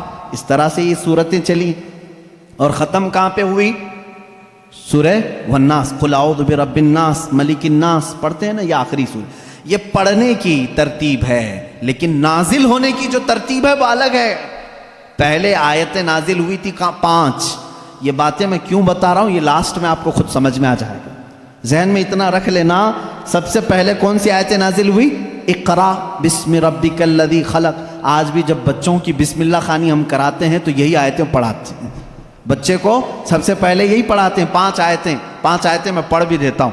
اقرا بسم ربک الذی خلق، خلق الانسان من علق، اقرا وربک الاکرم الذی علم بالقلم، علم الانسان ما لم يعلم. یہ 5 آیتیں ہیں جو سب سے پہلے میرے آقا صلی اللہ علیہ وسلم پر نازل ہوئی. جبرائیل امین لے کر آتے تھے، حضور اکرم صلی اللہ علیہ وسلم کو سناتے تھے. یہ قرآن کی ابتدا ہے اور 23 سال تک نازل ہوتا رہا. 23 ایئرس، 23 سال تک نازل ہوتا رہا. آخر میں کون سی آیتیں نازل ہوئی؟ ایک تفسیر کی روایت کے مطابق اذا جاء نصر اللہ والفتح ورأیت الناس يدخلون فی دین اللہ افواجا فسبح بحمد ربک واستغفرہ انہ کان توابا. یہ 2 چیزیں ذہن میں رکھو. اقرا سب سے پہلے، سورہ اذا جاء نصر اللہ سب سے آخر. یہ قرآن کے نزول کا زمانہ میں آپ کو بتاؤں 23 سال تک نازل ہوئی. آپ کو میں بتاؤں قرآن اتنی فصیح زبان میں ہے. فصیح کا مطلب لٹریچر جس کو کہتے ہیں. جیسے ایک اردو ہے جو ہم اور آپ بول، یہاں ہبلی کی زبان ہوتی ہے، اس کو فصیح اردو نہیں کہتے، لکھنؤ والے فصیح اردو بولتے ہیں. آپ کیسے؟ اب ہم ظاہر سی بات ہے میں تقریر جو کر رہا ہوں ہو سکتا ہے یہ اردو الگ ہے، ہبلی والی اردو الگ ہے. اردو اگر میں وہ بولوں تو پھر یہاں بھونڈا لگے گا. آبے جابے توبے، یہ اگر جو عام طور پر استعمال کرتے ہیں، یہ بھونڈا لگتا ہے، کیونکہ فصیح زبان میں جب کوئی بیان کرے تو وہ دل میں اترتی بھی ہے بات، زبان کی مٹھاس اس کی فصاحت میں ہے۔ تو عربی زبان میں جو سب سے زیادہ فصیح جملے تھے وہ قرآن میں آئے، ایک بھی ہلکا جملہ نہیں آیا، ایک بھی کمتر جملہ نہیں آیا۔ اب جیسے ایک مثال میں آپ کو بتا دوں، گھٹنا لفظ ہے نا، گھٹنا، گھٹنے ٹیک دینا، لیکن آپ گڑگے بولتے ہیں، ہے کہ نہیں؟ گڑگے ٹیکو، گڑگا کیا چیز ہے؟ یہ گڑگا یہ تمہاری عامی زبان ہے، اگر یہ میں کتاب میں لکھ دوں کہ میں سجدے میں جاتے وقت گڑگا ٹیک دیا، آپ کو برا لگے گا، کیا مولانا اچھی زبان میں بیچ میں ہڈی لے کے آ گیا ہے۔ گھٹنا لفظ ہے، گھٹنا یہ فصیح لفظ ہے، اور ایک عام لفظ ہوتا ہے جس کو آپ یوز کر رہے ہیں، سمجھ رہے ہیں؟ اب جیسے جانور کہتے ہیں، جانور ہے نا، اب عام زبان میں کہتے ہیں جناور، یہ فصیح لفظ نہیں ہے، یہ فصیح لفظ نہیں ہے، آپ یوز کر رہے ہیں، لیکن آپ جب آپس میں بات کرتے رہتے ہیں تو اس کو برا بھی نہیں سمجھتے، کتنے جناور ایسے ہیں، یہ کیا ہے، یہ فصیح اردو نہیں ہے۔ اچھا لڑکا کہتے ہیں، لڑکی کہتے ہیں، یہ فصیح اردو ہے، لڑکا آیا لڑکی آئی، لیکن آپ کہیں چھورا آیا چھوری آئی، یہ کیا ہے، چھوکرا آیا چھوکری آئی، اس طرح کے یہ فصاحت میں استعمال نہیں، فصاحت میں استعمال نہیں۔ تو ایسی بہت ساری چیزیں ہیں اردو میں آپ کو سمجھا رہا ہوں، جو فصیح ہوتا ہے وہ لٹریچر ہے، اچھی زبان، اور قرآن پورا کا پورا فصیح عربی میں نازل ہوا ہے، ایک حرف بھی ایسا نہیں ہے جو عام لوگ یوز کرتے ہوں، ایک حرف بھی ایسا نہیں، اور صرف قرآن ہی اس طرح ہے۔ اور اسی وجہ سے اللہ رب العزت نے چیلنج پہ چیلنج کیا ہے قرآن پاک میں۔ چیلنج کس کو کہتے ہیں معلوم ہے نا آپ کو؟ لا کر کے دکھاؤ۔ اللہ تعالیٰ نے 4 جگہ پر چیلنج فرمایا۔ پہلا تو یہ ہے قُلْ لَئِنِ اجْتَمَعَتِ الْإِنسُ وَالْجِنُّ عَلَىٰ أَن يَأْتُوا بِمِثْلِ هَذَا الْقُرْآنِ، اللہ تعالیٰ فرماتا ہے اے محبوب آپ فرما دیں سارے انسان جمع ہو جائیں، سارے جنات جمع ہو جائیں، دنیا میں جتنے انسان ہیں سب جمع ہو جائیں، جتنے جنات ہیں سب جمع ہو جائیں، اور اللہ فرماتا ہے کہ وَلَوْ كَانَ بَعْضُهُمْ لِبَعْضٍ ظَهِيرًا، آپس میں ایک دوسرے کی مدد بھی کریں۔ کس بارے میں جمع ہو کر کے کیا کریں؟ عَلَىٰ أَن يَأْتُوا بِمِثْلِ هَذَا الْقُرْآنِ، اس قرآن کی طرح ایک اور کتاب لا کر کے دکھائیں۔ یہ پہلا چیلنج تھا، عرب والوں کو چیلنج تھا، جو عرب والے عربی جانتے تھے، اگر یہاں والوں کو بولے ہوتے پتہ نہیں کیا ہوتا، دوسری زبان ہی نہیں ہے تمہاری۔ عرب والے جو عربی میں ماہر تھے ان کو ہی چیلنج ہے کہ یہ عربی میں قرآن اترا، اس طرح کا ایک قرآن لا کر کے دکھاؤ۔ پورے قرآن لانے کی بات تو چل رہی تھی، نہیں لا سکے، زمانہ گزر گیا۔ اس کے بعد رب تعالیٰ نے اس چیلنج کو تھوڑا ہلکا کر دیا، کم کر دیا، کہا ام یقولون افطرا فأتوا بعشر سور مثلہ، یہ اللہ کے کلام پر جھوٹ کہتے ہیں، حضور کو کہتے ہیں شاعر ہے، ساحر ہے، جادوگر ہے۔ اے رسول ان سے کہہ دیں پورا قرآن تو اب تک بنا کے نہیں لا سکے، اس کی 10 سورتیں بنا کر کے لاؤ، اس کے جیسی 10 سورے بنا کر کے لاؤ۔ حضور اکرم صلی اللہ علیہ وسلم نے چیلنج کیا مکہ والوں کو، اور وہ آپس میں چیمی گوئیاں کرتے رہتے تھے، ارے چیلنج تھوڑا ہلکا ہو گیا، اب تو بناؤ، پوری کتاب نہیں 10 سورے بنانا ہے، 114 سورتیں ہیں قرآن کی، اس میں سے 10 سورتوں کی برابر کوئی سورے لے کے آؤ، نہیں لائے۔ پھر اس کے بعد اللہ تبارک و تعالیٰ نے تیسری مرتبہ جا کر کے اور چیلنج کو کم کر دیا، وَإِن كُنتُمْ فِي رَيْبٍ مِّمَّا نَزَّلْنَا عَلَىٰ عَبْدِنَا فَأْتُوا بِسُورَةٍ مِّثْلِهِ، اگر تم کو شک لگتا ہے جو کچھ بھی ہم نے اپنے بندے پر اتارا ہے تو لاؤ اس قرآن کی طرح ایک ہی سورے۔ کتنی؟ ایک سورے لے کر کے آؤ۔ پہلے پورا قرآن کے جیسا لانے کا چیلنج تھا، بعد میں 10 سورے لانے کا چیلنج تھا، پھر تیسری مرتبہ رب تعالیٰ نے کیا فرمایا؟ ایک سورے لے کے آؤ، نہیں لائے۔ اور حضور اکرم صلی اللہ تعالیٰ علیہ وسلم نے کیا فرمایا معلوم؟ ایک سورے جب وہ نہیں لائے، اس زمانے میں کیا ہوتا تھا؟ کمپٹیشن ہوتا تھا شعر و شاعری کا، مشاعرے ہوتے ہیں نا، اچھا شعر کس کا ہے اس کو انعام دیا جائے۔ جو شعر و شاعری کرتے ہیں وہ جانتے ہیں، عرب والے شعر و شاعری میں بہت مشہور تھے۔ سال میں ایک مرتبہ مکہ میں حج کے موقع پر سب بڑے بڑے شاعر جمع ہوتے تھے، اپنے شعر سناتے تھے، اور جس کا شعر سب سے اچھا ہوتا تھا اس کے شعر کو کعبے کے دروازے پر لٹکایا جاتا تھا، اور اس کی فضیلت تھی سال بھر تک وہ شعر نکالے نہیں جاتے تھے، بلکہ اگلے سال اس سے بھی بہتر کوئی لاتا تو وہ نکالتے پھر اس کا لٹکاتے تھے۔ یعنی ورلڈ گینیز بک میں جس طرح ریکارڈ درج کیے جاتے ہیں، ارے میاں یہ ابھی جو ہے 100 انڈے کھایا ہے، اب دوسرے کا نام اسی وقت لکھا جائے گا جب 150 انڈے کوئی کھا کے آئے ہے۔ وہاں ریکارڈ بنانے کے لیے شعر و شاعری ہوتی تھی اور مکہ میں خانہ کعبہ کے دروازے پر لٹکائے جاتے تھے، وہ ہر سال کا معمول تھا۔ ایک سال میرے آقا صلی اللہ تعالی علیہ وسلم نے لکھا انا اعطیناک الکوثر فصل لربک وانحر ان شانئک هو الابتر، 3 آیتیں ہیں، ایک چھوٹی سورہ ہے، لے جا کر کے میرے آقا صلی اللہ علیہ وسلم نے خانہ کعبہ کے دروازے پر لٹکایا۔ آؤ عرب والو، اس سے بہتر کوئی چیز ہو تو اس کو اتارا جائے گا اور دوسرا اس کا لایا ہوا شعر لگایا جائے گا۔ یہ چیلنج چلا مہینہ 2 مہینے کئی دن تک، سارے پریشان تھے، اس وقت جو موجود تھے ان کے بس میں نہیں تھا۔ ایک بہت بڑے شاعر کو یہ لوگ یمن سے یا کسی علاقے سے لے کر کے آئے اور اس سے کہا یہ چیلنج محمد نے دیا ہے صلی اللہ علیہ وسلم کہ یہ 3 آیتیں ہیں اس کے اندر، اس سے بہتر کوئی چیز لا کر کے دکھائے۔ آپ کو سمجھ میں نہیں آئے گا یہ 3 چیزیں بنانے میں کیا دقت ہے۔ میرے عزیزو یہ صرف 3 آیتیں نہیں ہیں، جب اس کے حروف کو جوڑ کر کے دیکھا جائے تو یہ زبان جاننے والے ہی جانتے ہیں کہ اس کے فائدے کیا کیا ہیں۔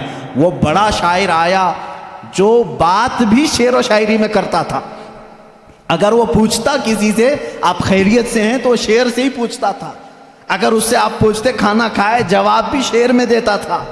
وہ آیا جب اس نے دیکھا کہ خانہ کعبہ پر یہ 3 چیزیں لٹکائی گئی ہیں، انا اعطیناک الکوثر فصل لربک وانحر ان شانئک هو الابتر، اس سے کہا گیا جواب لکھو اس کا، تو اس نے اپنے ایک ٹکڑے میں لکھا ما ھذا کلام البشر، یہ بشر کا کلام ہو ہی نہیں سکتا۔ میں کیا جواب دوں، یہ بشر کا کلام ہو ہی نہیں سکتا۔ وہ چلا گیا، یہ چیلنج چلتا رہا، کوئی نہیں لا سکا قرآن کے مثل۔ اور آپ کو میں بتاؤں مضحکہ خیز بات، بہت مرتبہ مسیلمہ کذاب ایک ایسا شخص تھا جو اپنی الگ شریعت چلانا چاہتا تھا، حضور کے علاوہ اپنے آپ کو نبی کہنا چاہتا تھا۔ اس سے لوگوں نے کہا کہ محمد صلی اللہ تعالیٰ علیہ وسلم وہ نبی ہیں، ان پر قرآن کی آیتیں اترتی ہیں، تو بھی تو لے کے آ، تیرے پاس کہاں ہے کتاب؟ جیسے قادیانی کو بھی کہا گیا تھا، غلام مرزا قادیانی جو ہے، یہ مرزا غلام احمد قادیانی جو پنجاب کا تھا، اس نے بھی نبی ہونے کا دعویٰ کیا تھا، اس کا بھی وہی حشر ہے جو مسیلمہ کذاب کا تھا۔ جھوٹے نبوت کے دعوے دار دجال ہوتے ہیں، یاد رکھو۔ میرے آقا صلی اللہ علیہ وسلم خاتم النبیین ہیں، آپ کے بعد کوئی نبی نہیں ہوگا۔ لیکن وہ مسیلمہ کذاب نے جب یہ کہا، کوئی اس سے جب لوگوں نے کہا تیرے پاس کہاں ہیں آیتیں، ہونا چاہیے ویسے قرآن کی جیسے محمد صلی اللہ علیہ وسلم کے پاس آتی ہیں، کہا میں بھی بنا کر کے لاتا ہوں، میرے پاس بھی آتے ہیں۔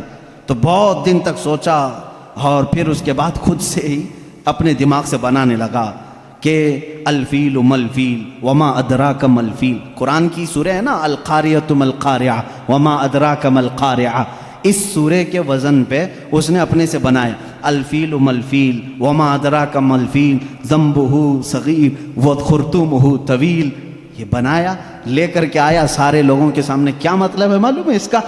الفیل ملفیل، ہاتھی، کیا ہاتھی، وما ادراک ملفیل، تم کیا جانو کہ ہاتھی کیا ہوتا ہے؟ اس کی پونچھ چھوٹی ہوتی ہے، اس کی سونڈ لمبی ہوتی ہے۔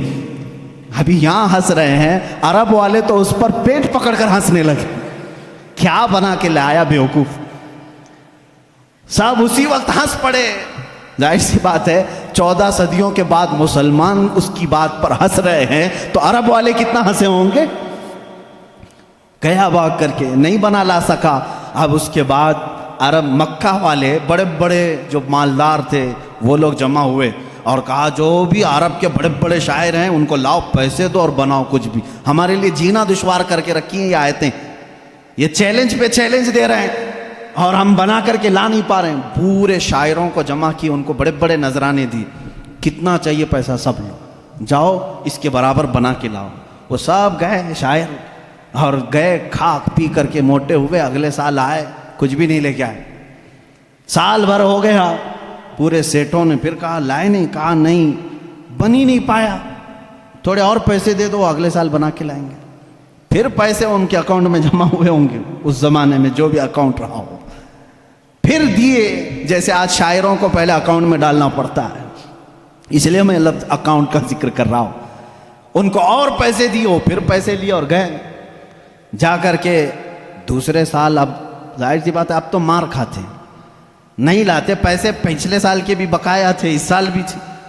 اس سال وہ آئے اور کہنے لگے کہ ویسا بن تو نہیں پایا، قرآن کے جیسی کوئی سورہ بنی تو نہیں، ہاں البتہ کچھ عیب ملے ہم کو قرآن میں جو فصیح نہیں ہے۔ فصیح ابھی میں نے بتایا نا، فصیح کس کو کہتے ہیں؟ جو ہائی لیول کی زبان ہے، اور اگر عام لوگ یوز کرتے ہیں اس چیز کو تو اس کو کہتے ہیں یہ فصیح نہیں ہے، یہ عام لفظ ہے۔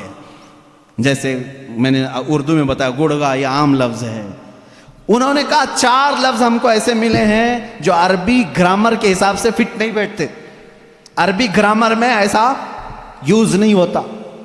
انگلش کے گرامر توڑ کر کے اگر بولو گے تو انگریز ہنسیں گے، ہمارے گرامر توڑ کر کے بولو گے ارے لڑکی بہت اچھا تھا، آپ ہنسیں گے، یہ گرامر میں نہیں بیٹھتا ہے نا۔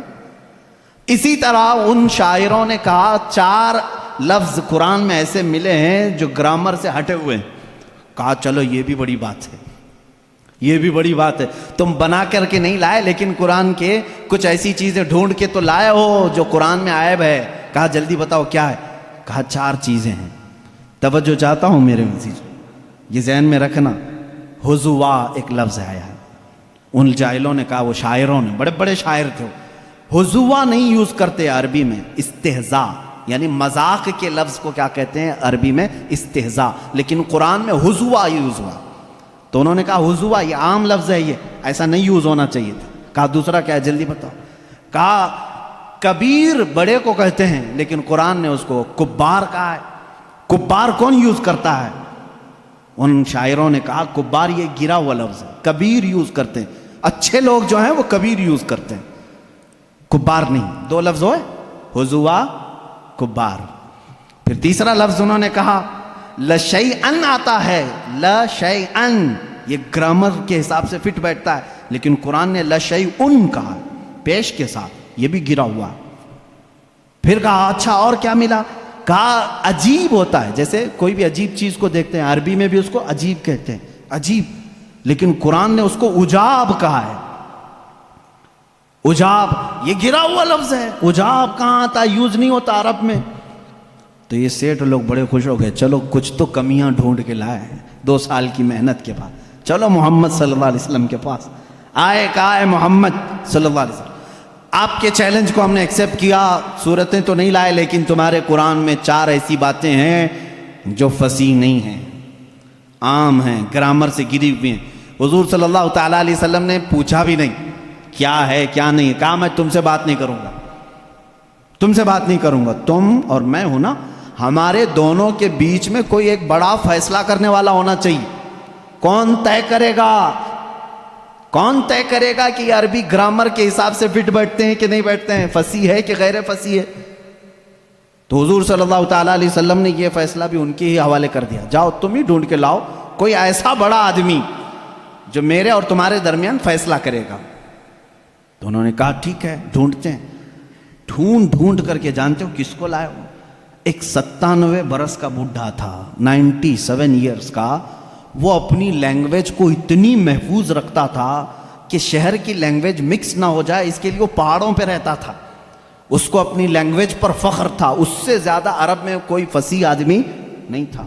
اگر اس کی طرف سے کوئی بات آئی تو پورے عرب میں وہ قانون بن جاتی تھی، یہ لینگویج بہت فصیح ہے، فلاں بوڑھا جو 97 سال کا وہ بولتا ہے۔ تو یہ لوگ گئے، سارے سیٹھ اور شاعر اس کے پاس گئے، کہا ہمارے اور محمد صلی اللہ علیہ وسلم کے درمیان میں ایک مقدمہ ہے، آپ کو فیصلہ کرنا ہے۔ انہوں نے کچھ بتایا ہی نہیں تھا کیا ہے کیا نہیں ہے۔ اس بوڑھے کو منا لیا اور وہ بوڑھا اتر کے آیا، پہاڑوں سے اتر کر کے حضور کے پاس آئے، اب فیصلہ ہونا تھا۔ اب توجہ چاہتا ہوں، 4 لفظ ہے نا، حضوا، کبار، لشیء عجاب، یہ 4 ورڈ ہیں، ان کا دعویٰ تھا۔ اس بوڑھے کو لے کر کے آئے فیصل بنا کر کے حضور صلی اللہ علیہ وسلم کے پاس۔ جب وہ آیا تو حضور بیٹھے ہوئے تھے، اور عرب میں بڑے لوگ آتے ہیں تو کھڑے ہو کر کے استقبال کرتے تھے۔ حضور اکرم صلی اللہ علیہ وسلم نے نہیں استقبال کیا، اٹھے ہی نہیں، آپ بیٹھے رہے۔ وہ بوڑھا آیا، دیکھتا رہا، اور اس کے بعد آ کر کے اپنی جگہ بیٹھ گیا۔ حضور کھڑے ہو گئے۔ وہ جب بیٹھا حضور کھڑے ہو گئے، وہ بچک کر کے پھر کھڑا ہو گیا۔ بوڑھا تھا، حضور صلی اللہ علیہ وسلم بیٹھ گئے، پھر وہ بھی بیٹھا۔ تھوڑی دیر وہ ادھر بیٹھا تو میرے آقا صلی اللہ علیہ وسلم نے فرمایا نہیں نہیں نہیں، ادھر آ کے بیٹھو۔ اس کو اٹھایا، پھر ادھر بیٹھایا۔ تھوڑی دیر ابھی وہ بیٹھا تھا، پھر حضور نے فرمایا یہاں نہیں، ادھر آ کے بیٹھو، ادھر ہی ٹھیک تھا۔ اس کو پھر ادھر اٹھایا۔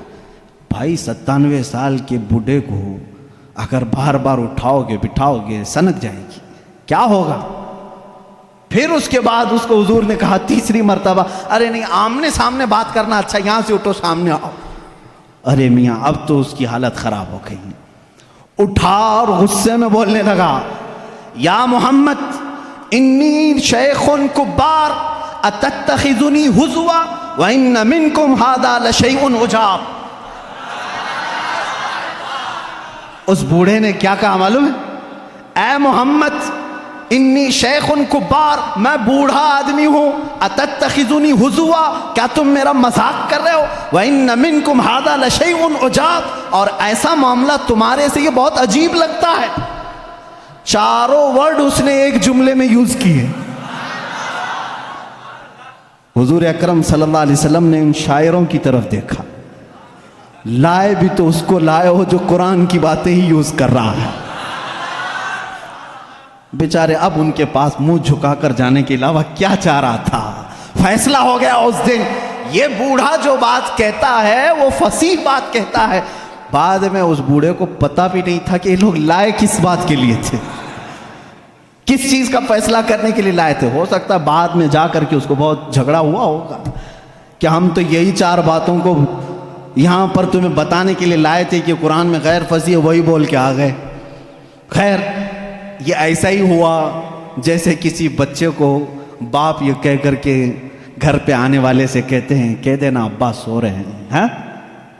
سامنے کوئی گھر کے باہر آتا ہے تو بچہ جا کر کے کہتا ہے ابا کہہ رہے ہیں ابا سوئے ہیں۔ یہی بات ہوتی ہے۔ اسی طرح سے اس کے ساتھ بھی معاملہ ہوا ہوگا۔ بہرحال قرآن کا چیلنج برقرار رہا اور آج تک باقی ہے۔ آج کے اس ڈیجیٹل لائف میں بھی کوئی قرآن کا یہ مثل لا نہیں سکا، نہیں لا سکا۔ وہ کتاب تمہارے پاس ہے میرے عزیزو۔ اللہ رب العزت نے اس کتاب کے اندر کتنے علوم کا سمندر رکھا ہے، کبھی آپ نے سوچا ہے؟ یہ وہ لوگ تھے جو عرب لا نہیں سکے، لیکن جو سمجھ بوجھ رکھتے تھے انہوں نے قرآن کا مطالعہ شروع کیا اور اس میں سے جواہر نکالے، موتیاں نکالی۔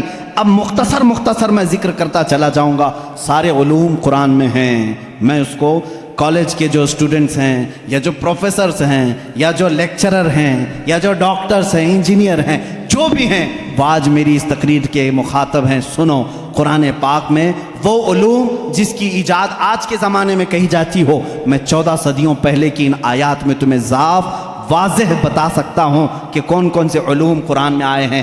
آپ نے شاید پہلے دن ہی سنا ہوگا، آسٹرونومی، یہ وہ علم ہے جو علم الفلکیات جس کو کہتے ہیں، آسمان کائنات کا علم، آسمانوں میں کیا ہے، گیلیکسی میں کیا ہے اور کیسے دنیا وجود میں آئی، اس علم کے جاننے والے آسٹرونومی کہلائے جاتے ہیں۔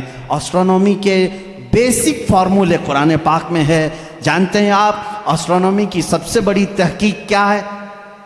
ان سائنسدانوں کی سب سے بڑی تحقیق یہ ہے کہ ایک شخص ہے انگریزوں کا، جس کو یہ کہا گیا اسٹیفن ہاکنگ، یہ 1925 کی بات ہے، جس نے سب سے پہلے یہ کہا کہ کائنات پھیل رہی ہے۔ 1925 میں 1925 میں سب سے پہلے اس نے یہ کہا، میں دیکھ رہا ہوں گیلیکسی میں سٹارز دور دور ہو رہے ہیں اور پھیل رہی ہے یہ کائنات۔ اس نے وسعت کائنات کا نظریہ سب سے پہلے دیا۔ اور قرآن کہتا ہے وَالسَّمَاءَ بَنَيْنَاهَا بِأَيْدٍ وَإِنَّا لَمُوسِعُونَ، آسمان کو ہم نے اپنے دست قدرت سے بنایا ہے اور اس کو ہم قیامت تک پھیلاتے رہیں گے۔ قرآن کہہ رہا ہے اس کو ہم پھیلاتے رہیں گے. اور یہ ہے ایسٹرونومی کے لیے یہ جو جس کا نام میں نے لیا ہے اسٹیفن ہاکنگ, اس نے کہا یہ 20ویں صدی کی سب سے بڑی تحقیق ہے, سب سے بڑی تحقیق ہے. مجھے معلوم نہیں 14ویں صدی میں 14 صدی پہلے ہی یہ تحقیق اللہ کے کلام میں آ چکی. عزیزان گرامی, اور یہ آپ کو بگ بینگ کا جو میں نے بتایا تھا فرسٹ ڈے, آپ نے سنا ہوگا. اس زمانے میں نہیں بلکہ یہ بگ بینگ کا جو وہ لایا ہے جس نے ایسٹرونومی میں, جو سب سے پہلے سائنسدان نے کہا کہ پہلے یہ زمین آسمان سب چیزیں ایک ہی تھیں, ایک بڑا دھماکہ ہوا, اس سے پوری کائنات پھیلی. ان کا اب جا کر کے یہ نظریہ ہوا کہ ایک بڑا دھماکہ ہوا, اس کے بعد سب چیزیں الگ ہو گئیں, چاند الگ ہوا, تارے الگ ہوئے, اور سورج الگ ہوا, زمین الگ, آسمان الگ. اس تھیوری کو قرآن نے خود بیان کیا ہے. اولم یر الذین کفروا ان السماوات والارض کانتا رتقا ففتقناہما. اللہ فرماتا ہے اے محبوب کیا نہیں دیکھتے وہ کافر اب بھی انکار کر رہے ہیں, زمین اور آسمان ملے ہوئے تھے, ہم نے ان کو پھاڑ کر کے الگ کیا. فتقناہما, فتق کہتے ہیں ایسا زور کا دھماکہ ہونا اور جھٹکا دینا جس سے ساری چیزیں بکھر جائیں. اور قرآن نے اس بگ بینگ کا ذکر کیا ہے. یہ اور بات ہے کہ اس کی تحقیقات اور ہوتی رہیں گی.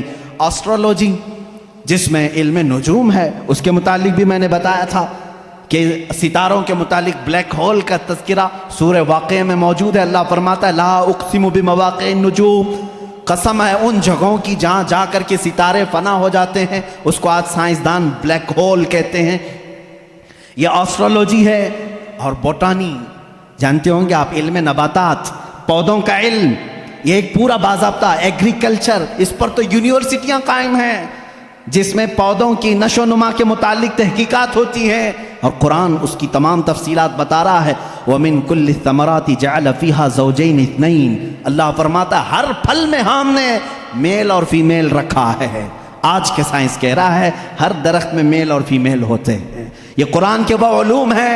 بوٹانی اس علم کو کہتے ہیں نا. اب میرے پاس اسٹوڈنٹس ہوں گے کوئی ایگریکلچر کے, درختوں کے, پیڑ پودوں کے معاملات کے سلسلے میں قرآن کی ایک نہیں 10 آیتیں میں تمہارے سامنے پیش کروں گا.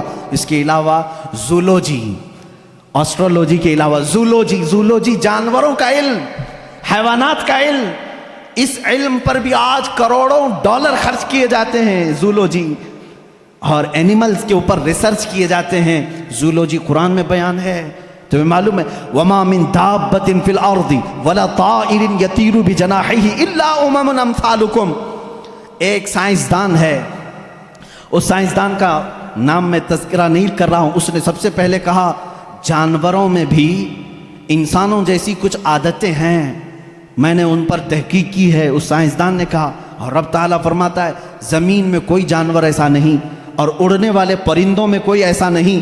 الا امم امثالکم, وہ سب کے سب تمہارے جیسی سوسائٹی رکھتے ہیں, تمہارے جیسی سوسائٹی. ان کے خاندان ہوتے ہیں, ان کے اپنی برادریاں ہوتی ہیں, ایک ہی خاندان کے ساتھ اڑتے ہیں, آتے ہیں, جاتے ہیں. یہ پرندوں کا معاشرتی معاملہ یہ زولوجی کہلاتا ہے, آج کی تحقیق میں ہے اور قرآن میں موجود ہے. قرآن اس بات کو پہلے بتا چکا ہے. صرف پرندوں کی بات نہیں میرے عزیزوں, اس کے علاوہ جو اور بھی اس میں ہے. قرآن پاک میں چونٹیوں کا علم, ایک سائنسدان ہے, اس نے کہا ہے کہ چونٹیاں بات کرتی ہیں ایک دوسرے کو, اور یہ سب ایک دوسرے کے کانٹیکٹ میں آ کر کے ہی کام کرتی ہیں. اور قرآن کہہ رہا ہے سورہ نمل پوری چونٹیوں کی آیت سورہ ہے. اللہ تعالیٰ فرماتا حتی اذا اتوا علی واد النمل قالت نملۃ یا ایھا النمل ادخلوا مساکنکم. جب سلیمان علیہ السلام اپنے لشکر کے ساتھ سے گزر رہے تھے تو ایک چونٹیوں کی وادی کے پاس آپ آئے, تو اللہ فرماتا ہے چونٹیوں کی جو بڑی سردار تھی اس نے ساری چونٹیوں سے کہا یا ایھا النمل ادخلوا مساکنکم, اے چونٹیوں جلدی جلدی اندر داخل ہو جاؤ, کہیں سلیمان علیہ السلام کا لشکر تمہیں بے خبری میں روند نہ جائے. چونٹی بات کر رہی ہے اپنے تمام افسروں کو یا اپنے سپاہیوں کو, اور یہ قرآن کہہ رہا ہے. اور آج اس پر ریسرچ کرنے والے کو بہت بڑا انعام بھی دیا گیا ہے کہ چونٹیاں بات کرتی ہیں. یہ زولوجی میں آتا ہے, جانوروں پر ریسرچ کرنے والے. شہد کی مکھی پر ایک بندہ ہے جس نے ریسرچ کیا اور اس کو نوبل انعام ملا ہے، نوبل پرائز ملا ہے، اس کا نام واشوین اس طرح سے کچھ ہے، اس کو نوبل انعام ملا ہے۔ اس نے کہا یہ مکھی جو ہے جو چھتے پر آتی ہیں، ان کے اندر ایک کمیونیکیشن ہوتا ہے، ان کے اندر ایک رئیس ہوتی ہے، ایک ملکہ ہوتی ہے، سردار ہوتی ہے۔ پہلے کے جو کتابیں ہیں، شیکسپیئر کی کتابیں مشہور ہیں لٹریچر میں انگلش کے، شیکسپیئر کی کتابوں میں شہد کی مکھی کو مذکر بیان کیا گیا ہے، جیسے اس کے بہت سارے سپاہی ہوتے ہیں، ایک اس میں سردار ہوتا ہے مکھیوں میں۔ لیکن یہ 1975 میں 1975 میں ایک سائنسدان نے تحقیق کر کے بتایا شہد کی مکھیاں کمیونیکیشن کرتی ہیں، ایک دوسرے سے رابطہ کرتی ہیں، اور ان کو ایک ملکہ ہوتی ہے اور وہ آرڈر دیتی ہے اور اس کے آرڈر کے اعتبار سے سب جاتی ہیں۔ اور قرآن میں دیکھو رب تعالیٰ فرماتا ہے وَأَوْحَى رَبُّكَ إِلَى النَّحْلِ أَنِ اتَّخِذِ مِنَ الْجِبَالِ وَمِنَ الشَّجَرِ بُيُوتًا فَاسْلُكِي سُبُلَ رَبِّكِ ذُلُلًا يَخْرُجُ مِن بُطُونِهَا شَرَابٌ مُخْتَلِفٌ أَلْوَانُهُ فِيهِ شِفَاءٌ لِلنَّاسِ۔ اللہ فرماتا ہے تمہارے رب نے شہد کی مکھی کو یہ علم دیا ہے، اور شہد کی مکھی کا جو ورڈ یوز ہوا ہے عربی میں وہ مؤنث یوز ہوا ہے۔ اللہ قرآن میں فرماتا ہے مکھا نہیں مکھی۔ اب تک کہتے تھے کہ مکھی کا جو مذکر ہے وہ اس پہ سب چھتے پر لا کر جمع کرتے ہیں۔ 1975 میں زولوجی اس علم کی تحقیق کرنے والے ماہر سائنسدان نے بتایا نہیں، ساری مکھیاں اس میں سے جو رئیس ہوتی ہے وہ بھی مؤنث ہوتی ہے، اس کے جتنے افسر ہوتے ہیں وہ بھی مؤنث ہوتے ہیں۔ قرآن اس میں مؤنث کے صیغے استعمال کر کے فرما رہا ہے شہد کی مکھی رئیس اپنے ہم نواؤں سے کہتی ہے جاؤ پھولوں کو چوس کر کے لاؤ، وہ آرڈر دیتی ہے اور اس کے بعد وہ لا کر کے اپنے تھوک کو جمع کرتی ہیں۔ اب یہ بھی اس نے 1975 میں یہ بھی ایجاد کیا شہد کہاں سے نکلتا ہے، شہد کہاں سے نکلتا ہے؟ تو بعض لوگوں نے کہا وہ تھوک دیتی ہے منہ میں سے، اب تک تو یہی معلوم تھا تھوک دیتی ہے۔ کچھ لوگوں نے کہا نہیں وہ اپنے فضلات خارج کرتی ہے، جیسے پیشاب پخانہ ہوتے ہیں اس طرح سے وہ نکال دیتی ہے۔ 1975 میں ایک سائنسدان نے کہا نہیں، اس کی بیلی میں سے، بیلی فیٹ جو ہوتا ہے پیٹ کی چربی یہاں سے نکلتا ہے۔ رب تعالیٰ فرما رہا ہے یخرج من بطونها، ہم شہد اس کے پیٹ کی چربی سے نکالتے ہیں۔ زولوجی کی یہ تحقیق 1975 میں ہوئی، اور قرآن عظیم اس وقت فرما رہا ہے ہم شہد کی مکھی کے پیٹ میں سے نہایت ہی میٹھی غذا تمہارے لیے نکالتے ہیں، اس میں اللہ کی نشانیاں ہیں، اور خود مولا نے فرمایا شفاء للناس، اس میں پوری تمہارے لیے انسانوں کے لیے شفا ہے۔ اور اتنا ہی نہیں میرے عزیزو، یہ ڈنک مارے تو زہر ہے، لیکن اپنے شہد کے چھتے میں جا کر چھوڑ دے اپنے پیٹ کی غذا تو دنیا کی سب سے عظیم غذا ہے۔ ایک ہی چیز میں دو چیزیں ہیں، اور اس کے علاوہ جانوروں پر بہت سارے کہ اللہ تعالیٰ فرماتا افلا ينظرون الى الابل كيف خلقت، تم نہیں دیکھتے کہ اونٹوں کو اللہ نے کیسے پیدا کیا؟ تو زولوجی کے سے تعلق رکھنے والے اسٹوڈنٹ سے میں کہتا ہوں اونٹوں کی پیدائش پر تم بھی ریسرچ کرتے ہوں گے۔ آج تقریباً یہ کالجوں میں پڑھایا گیا ہے زولوجی کے اسٹوڈنٹس کو کہ تمام مخلوقات میں اونٹ کی تخلیق ایک سب سے الگ ہے، اس لیے کہ اس کے اندر ایسا مادہ ہے 1 مہینے تک بغیر کھائے پیے زندہ رہتا ہے، پانی جمع کر لیتا ہے، اور رب تعالیٰ فرما رہا ہے سارے جانوروں میں اس کی تخلیق الگ کی گئی ہے، تم نہیں دیکھتے اونٹوں کی طرف۔ قرآن پاک میں زولوجی کا ایک پورا چیپٹر مجھے الگ کر کے آپ کو بتانا پڑے گا، بہت ساری چیزیں، پرندوں کا علم، چیونٹیوں کا علم، حتیٰ کہ اللہ تعالیٰ نے مکڑی کے متعلق بھی بیان فرمایا، مکڑی کا جالا اتخذت بیتا وان اوہن البیوت لبیت العنکبوت۔ اللہ فرما رہا ہے دنیا کے گھروں میں سب سے کمزور گھر مکڑی کا ہوتا ہے۔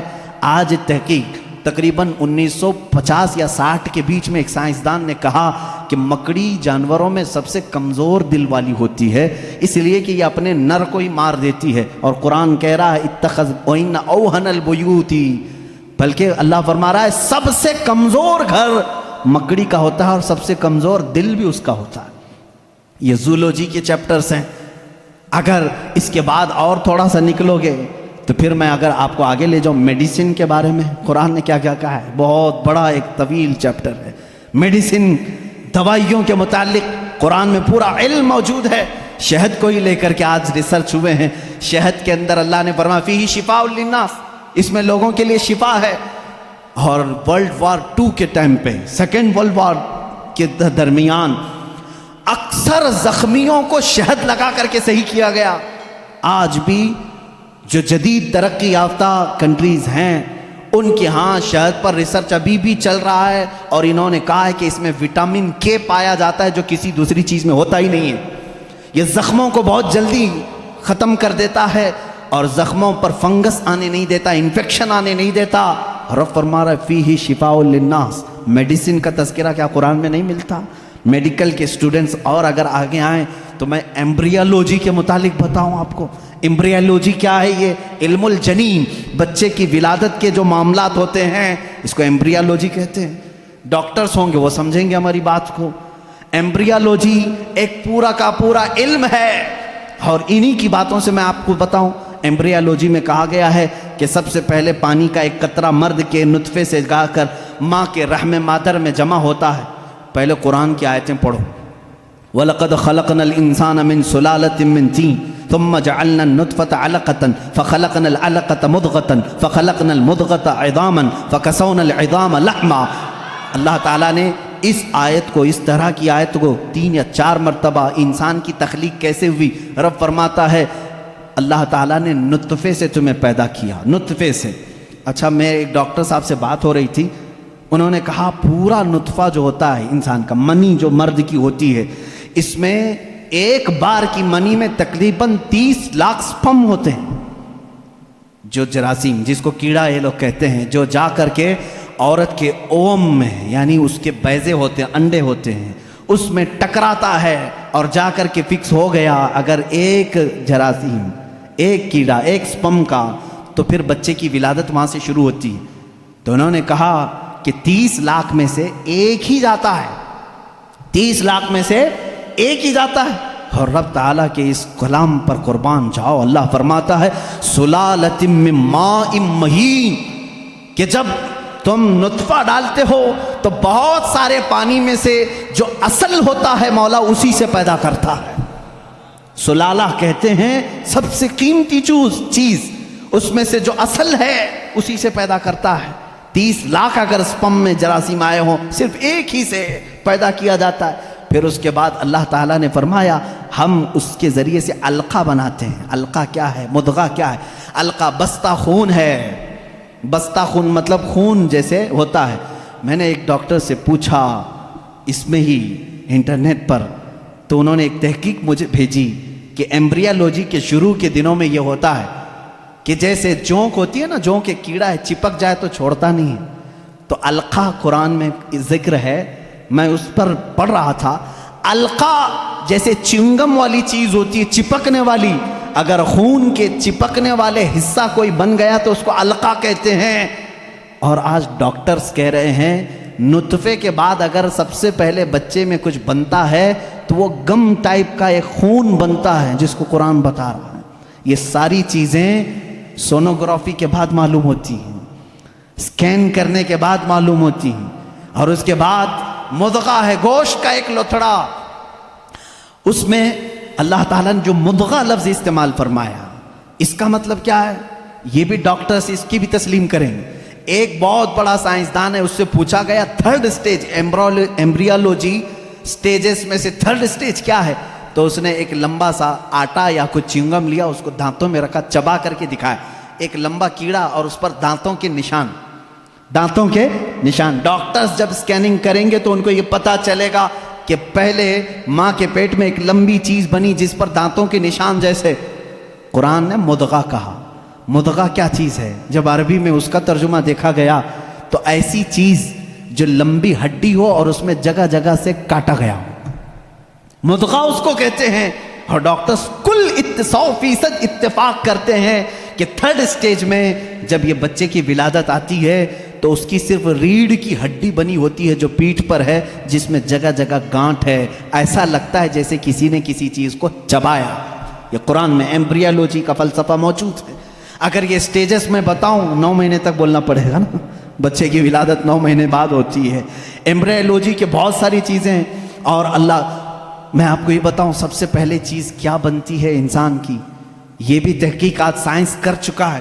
سب سے پہلے بچے کے نطفے کے بعد علقہ، مضغہ، اور اس کے بعد اس پر چمڑی آتی ہے، یا جو بھی 27 ویکس اگر 24 ویکس ہوتے ہیں اگر پریگننسی کے، تو سب سے پہلے وہ جنین میں سننے کی چیز آتی ہے. کیا؟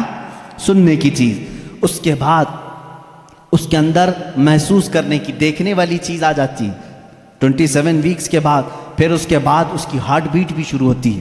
اب قرآن کی آیت پڑھو، اللہ فرماتا ہے وَجَعَلَ لَكُمُ السَّمْعَ وَالْأَبْصَارَ وَالْأَفْئِدَةَ قَلِيلًا مَا تَشْكُرُونَ. ہم نے تمہارے ماں کے پیٹ میں سب سے پہلے سننے کی طاقت دی، دیکھنے کی طاقت دی، پھر دھڑکنے والا دل عطا کی. اللہ اللہ، یہ ترتیب کہاں سے آئی؟ یہ اس زمانے میں قرآن نازل ہوا جہاں کوئی خوردبین نہیں تھی، کوئی مائکروسکوپ نہیں تھا، کوئی ٹیلیسکوپ نہیں تھا، کوئی سونوگرافی نہیں تھی، کوئی اسکیننگ سینٹر نہیں تھا.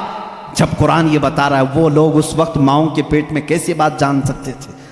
ایک بہت بڑا سائنسدان ہے، اس کے سامنے ایمبریولوجی کے تذکرے کیے گئے اور قرآن کی آیتیں بتائی گئی، تو کہتا ہے شاید محمد صلی اللہ علیہ وسلم کے پاس کوئی ایسی بڑی مشین تھی جس کو وہ دیکھ کر کے سب بتائیں. ان سے کہا گیا میاں یہ 1400 سال پہلے کی ہے، تو وہ خود ہنسنے لگا. ہاں یہ تو ٹیلیسکوپ جو دیکھنے والی خوردبین ہے، مائکروسکوپ، یہ تو 16ویں صدی میں ایجاد ہوئی ہے، اور اس وقت جب ایجاد ہوئی تو بڑی بڑی چیزیں ہی خالی دیکھ سکتی تھی، چھوٹی چیزوں کو دیکھا بھی نہیں جاتا. پھر اس نے اٹھ کر کے یہ کہا پھر تو یا تو اوپر والی کوئی طاقت ان کے ساتھ ہوگی. یہ باتیں اگر وہ اس زمانے میں بتائے ہیں تو پھر کوئی اور طاقت ہوگی. یہ قرآن کے علوم ہیں میرے عزیزو، پڑھو اس قرآن کو، کیا نہیں ہے اس کے اندر.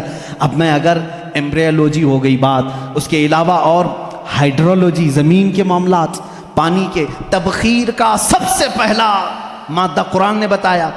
یہ واٹر سائیکل کے جو تھیوری ہے سب سے پہلے جانتے ہیں آپ کو کس نے پیش کی ہے؟ ایک سائنسدان ہے جس نے یہ بات پیش کی، برنارڈ پیلیسی نام کا ایک سائنسدان ہے. اس نے یہ تھیوری پیش کی کہ سمندر کا پانی گرمی سے سوکھتا ہے، آسمانوں میں جاتا ہے. سائنس میں ہم بھی اسکول میں پڑھے تھے، دھوپ میں پانی اڑ کر کے جاتا ہے، پھر جمع ہوتا ہے، پھر بارش میں آتا ہے. یہی ہے نا یہ واٹر سائیکل کا جو نظام ہے، ایواپوریشن اس کو کہتے ہیں. یہ سب سے پہلے جو سائنسدان نے برنارڈ پیلیسی نام کا اس نے دیا، اور وہ بھی 1580 میں، 16ویں صدی میں.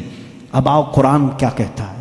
قرآن کہتا ہے وَالسَّمَاءِ ذَاتِ الرَّجْعِ وَالْأَرْضِ ذَاتِ الصَّدْعِ، وہ آسمان جو ہر چیز کو واپس پھر سے کھینچ لیتا ہے. پانی ہم برساتے ہیں اور پھر اس کو لوٹا دیتے ہیں. یہ ایواپوریشن کا، واٹر سائیکل کا جو مسئلہ ہے، یہ جو فنڈا ہے، یہ قرآن میں موجود ہے. مجھے بتاؤ اے سائنس کے اسٹوڈنٹس، کیا قرآن ہائیڈرولوجی کی بات نہیں کر رہا ہے؟ کیا قرآن ایمبریولوجی کی بات نہیں کر رہا ہے؟ کیا قرآن آسٹرونومی کی بات نہیں کر رہا ہے؟ کیا قرآن آسٹرولوجی کی بات نہیں کر رہا ہے؟ کیا قرآن بایولوجی کی بات نہیں کر رہا ہے؟ فزیولوجی کی بات کر رہا ہے. قرآن ہر فزیولوجی میں یہ دوران خون جو ہوتا ہے، ابھی آج ایک بچے نے مجھے سوال کیا فزکس پڑھنا کیسا ہے حضرت، اس میں الگ الگ تھیوریاں ہیں. میں اس کے لیے بھی بتا دوں، فزکس قرآن میں موجود ہے. فزکس کا ایک بہت بڑا فنڈا یہ ہے کہ ایٹم یہ تقسیم نہیں ہوتا. پہلے سے لوگوں کا خیال تھا ایک ذرہ ہوتا ہے. 14 صدیوں تک لوگ یہ مانتے تھے ایک لاسٹ کوئی چیز ہوگی، اس سے لاسٹ تو کوئی کچھ نہیں ہوگا نا. جیسے ذرہ، ایک چھوٹا سا ہلکا ذرہ، وہ نہیں تقسیم ہوگا. فزکس والوں نے یہ ثابت کیا نہیں، ذرہ بھی تقسیم ہوتا ہے، ایٹم کو بھی تقسیم کیا جا سکتا ہے، ڈیوائیڈ ہو سکتا ہے. یہ فزکس کا فنڈا ہے، یہ فزکس کی تھیوری ہے. اور قرآن کہتا ہے لا يعزب عنه مثقال ذرة في السماوات والارض ولا اصغر من ذلك ولا اکبر الا في کتاب مبین. اللہ فرماتا ہے ذرے کے برابر بھی کوئی چیز اللہ تعالیٰ قیامت کے دن چھوڑے گا نہیں. ہاں ذرے سے چھوٹی بھی ہو، ذرے سے بڑی بھی ہو. سب سے پہلے عرب میں قرآن نے یہ کہا ذرے سے چھوٹا، ایٹم سے بھی چھوٹی چیز ہو سکتی ہے. اور 14 صدیوں کے بعد فزکس والے کہہ رہے ہیں کہ ایٹم بھی تقسیم ہو سکتا ہے. یہ فزکس ہے جو قرآن پاک میں ہے. بہت سارے علوم ہیں میرے عزیزوں، میں گنانے لگوں. اخیر میں تمہیں صرف 2 چند باتیں عرض کروں گا. کیلکولیشن آتا ہے نا، بہت سارے تو 10ویں میں میتھس میں ہی فیل ہوتے. میتھس لو نکالو آج میں تمہیں قرآن کا میتھس بتاتا ہوں، سب اپنے ہاتھوں میں کیلکولیٹر لے کر کے بیٹھو، میں حساب بولتا جاتا ہوں اور کرتے جانا ہوں کہ قرآن کے مثل کوئی دوسرا کیوں نہیں لا سکتا۔ میں تمہیں بتاؤں، ایسی اس کے اندر ترتیب ہے، اللہ نے ایسا بنا کر کے رکھا ہے، ممکن ہی نہیں ہو سکے گا، ممکن ہی نہیں ہو سکے گا۔ ایک بڑے سائنسدان نے تحقیق کیا اور کمپیوٹر میں ڈال ڈال کے چیک کیا ہے بار بار، اس نے 1965 میں یہ تحقیق ہوئی تھی۔ میں آپ کو اس کے متعلق بتاتا ہوں۔ اس میں جو الفاظ ذکر ہوئے ہیں نا قرآن میں، وہ یوں ہی نہیں ہے کوئی بیان آ رہا ہے، جبکہ آپ کو معلوم ہے اس میں قصے بھی ہیں، زمانے ماضی کی خبریں بھی ہیں، انبیاء کے تذکرے بھی ہیں، معاشرے میں ہونے والے ان کے اوپر عذابات کا بھی ذکر ہے۔ قرآن میں ہے کہ نہیں ہے؟ قرآن میں یوسف علیہ السلام کا قصہ ہے، موسیٰ علیہ السلام کا قصہ ہے، ایوب علیہ السلام کا قصہ ہے، ابراہیم علیہ السلام کا قصہ ہے، اسماعیل علیہ السلام کے ذبح ہونے کا قصہ ہے، یہ سب ہے نا۔ یہ کچھ قصے بیان کیے جا رہے ہیں، اور اللہ تعالیٰ نے کچھ چیزوں کی فضیلت بیان کی، کچھ حلال بیان کیے، کچھ حرام بیان کیے۔ حرام چیزیں کیا کیا ہیں، حلال چیزیں کیا کیا ہیں، تمہیں کرنا کیا ہے، نہیں کرنا کیا ہے، یہ پورا ٹاپک ہے قرآن کا۔ لیکن اس میں جو بھی ورڈ یوز ہوا ہے نا، وہ پورا کا پورا حساب کے کیلکولیشن سے فٹ بیٹھتا ہے، فٹ بیٹھتا ہے۔ کیلکولیشن اٹھاؤ اور میں آپ کو بتاتا ہوں، دنیا کا علم رکھنے والے جانتے ہیں پوری روئے زمین پر خشکی کتنی ہے اور تری کتنی ہے، پانی کتنا ہے اور زمین کتنی ہے، سب کو معلوم ہے یا نہیں معلوم ہے؟ تو سنو، سائنس یہ کہتا ہے کہ 70% پانی ہے اور 30% کیا ہے؟ زمین ہے، خشکی ہے۔ یہی ہے تقریباً تحقیق سب کی یہی ہے۔ قرآن پاک میں 2 لفظ آئے ہیں، البر۔ البر کا مطلب ہوتا ہے سوکھا، اور البحر کا مطلب ہوتا ہے سمندر۔ البر لفظ، یہ لفظ اللہ نے 13 مرتبہ پورے قرآن میں بیان فرمایا۔ البحر یہ تقریباً 32 مرتبہ آیا ہے۔ یہ ہو سکتا ہے میں حساب کروں گا تو اب کچھ لوگ سو جائیں گے، لیکن قرآن میں بیان کر رہا ہوں۔ آج یاد رکھنا، آج میں چیلنج کر کے جا رہا ہوں، کوئی اس کو توڑ سکے تو توڑ دے، آ جائے کوئی بھی۔ بر کا ذکر 13 مرتبہ، بحر کا ذکر 32 مرتبہ، دونوں کو ملائیں تو 45 ہوتا ہے۔ جلدی جلدی حساب کرنا، ٹائم بہت کم ہے، باہر روکنے والے بھی ہیں۔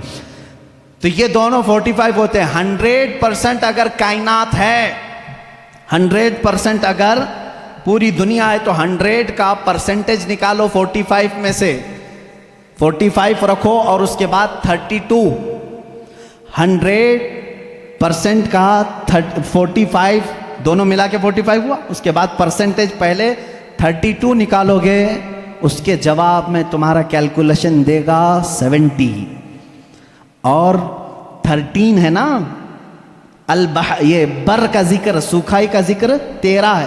13 کو بھی 100 انٹو 45 انٹو یہ پرسنٹیج نکالو گے، 13 ڈالو، وہاں پر آپ جب دیکھو گے تو 29.9 آتا ہے۔ یعنی قرآن اپنے الفاظ میں بھی بیان کر رہا ہے کہ بر خشکی کا ذکر اللہ نے 30% مرتبہ فرمایا، بحر کا ذکر اللہ نے 70% مرتبہ فرمایا۔ یہ قرآن یوں ہی نہیں آیا ہے، اچانک نہیں آئی یہ چیز، اس کی ایک ایک لفظ میتھ سے ایسی میچ ہے۔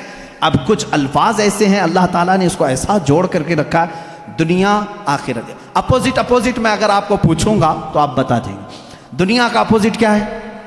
آخرت ہے نا۔ فرشتہ ہے، اس کا اپوزٹ کیا ہے؟ شیطان۔ فرشتہ سب سے نیک، شیطان سب سے برا۔ اور موت، اس کا اپوزٹ کیا ہے؟ سب کو سمجھ میں آ رہا ہے، موت کا اپوزٹ حیات ہے۔ نفع، فائدہ، اس کا اپوزٹ بہت اچھے۔ کفر، اس کا اپوزٹ ایمان۔ اب یہ چیزیں آپ کے ذہن میں رہے ہیں، 2 ورڈ میں نے اپوزٹ آپ کو بتایا۔ دنیا ایک لفظ ہے، اس کو پورے قرآن میں اگر گنو گے آپ 115 مرتبہ اس کا ذکر آیا ہے دنیا کا۔ کتنی مرتبہ؟ 100۔ پورا قرآن اٹھا کر کے سورہ فاتحہ سے والناس تک اس کا اپوزٹ ورڈ ڈھونڈو گے آخرت، یہ بھی 115 مرتبہ ہی ذکر ہوا۔ اور اس کے بعد آگے جاؤ گے شیطان، शैतान को कुल 88 मरतबा जिक्र किया गया है, शैतान का लफ्ज। और इसका अपोजिट अगर मलाइका पूरे कुरान में ढूंढोगे तो सिर्फ 88 मरतबा ही मिलेगा। नफा को अगर तुम पूरे कुरान में ढूंढोगे तो तकरीबन 50 मरतबा अल्लाह ने जिक्र किया। इसके बदले में जो फसाद है, शर है, इसका भी आप देखोगे तो 50 ही मरतबा जिक्र है। कुरान यूं ही नहीं है, मैथ्स का एक ऐसा रब्त है कि तोड़ नहीं सकोगे। मौत का जिक्र अल्लाह ताला ने 145 मरतबा किया। फिर पूरे 30 पारे खोल के देखो, हयात का लफ्ज भी 145 ही बार है। मामूली नहीं है। इस तरह से कुफ्र का लफ्ज, उसका अपोजिट क्या है?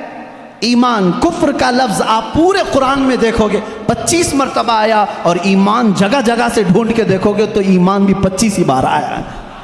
इतना ही नहीं, आपको अरबी के 2 लफ्ज में आपको बताऊं, एक शहर है, एक यौम है। शहर है, यौम है। तर्जुमा याद रखना, शहर किसको कहते हैं? महीने को। किसको? शहर किसको कहते हैं? महीने। यौम किसे कहते हैं? दिन को। तकरीबन याद रहना चाहिए, शहर महीने को और यौम दिन को। अब आओ कुरान में देखो ये कितनी बार यूज हुए हैं। लफ्ज शहर पूरे कुरान में 12 ही बार यूज हुआ। कितने बार?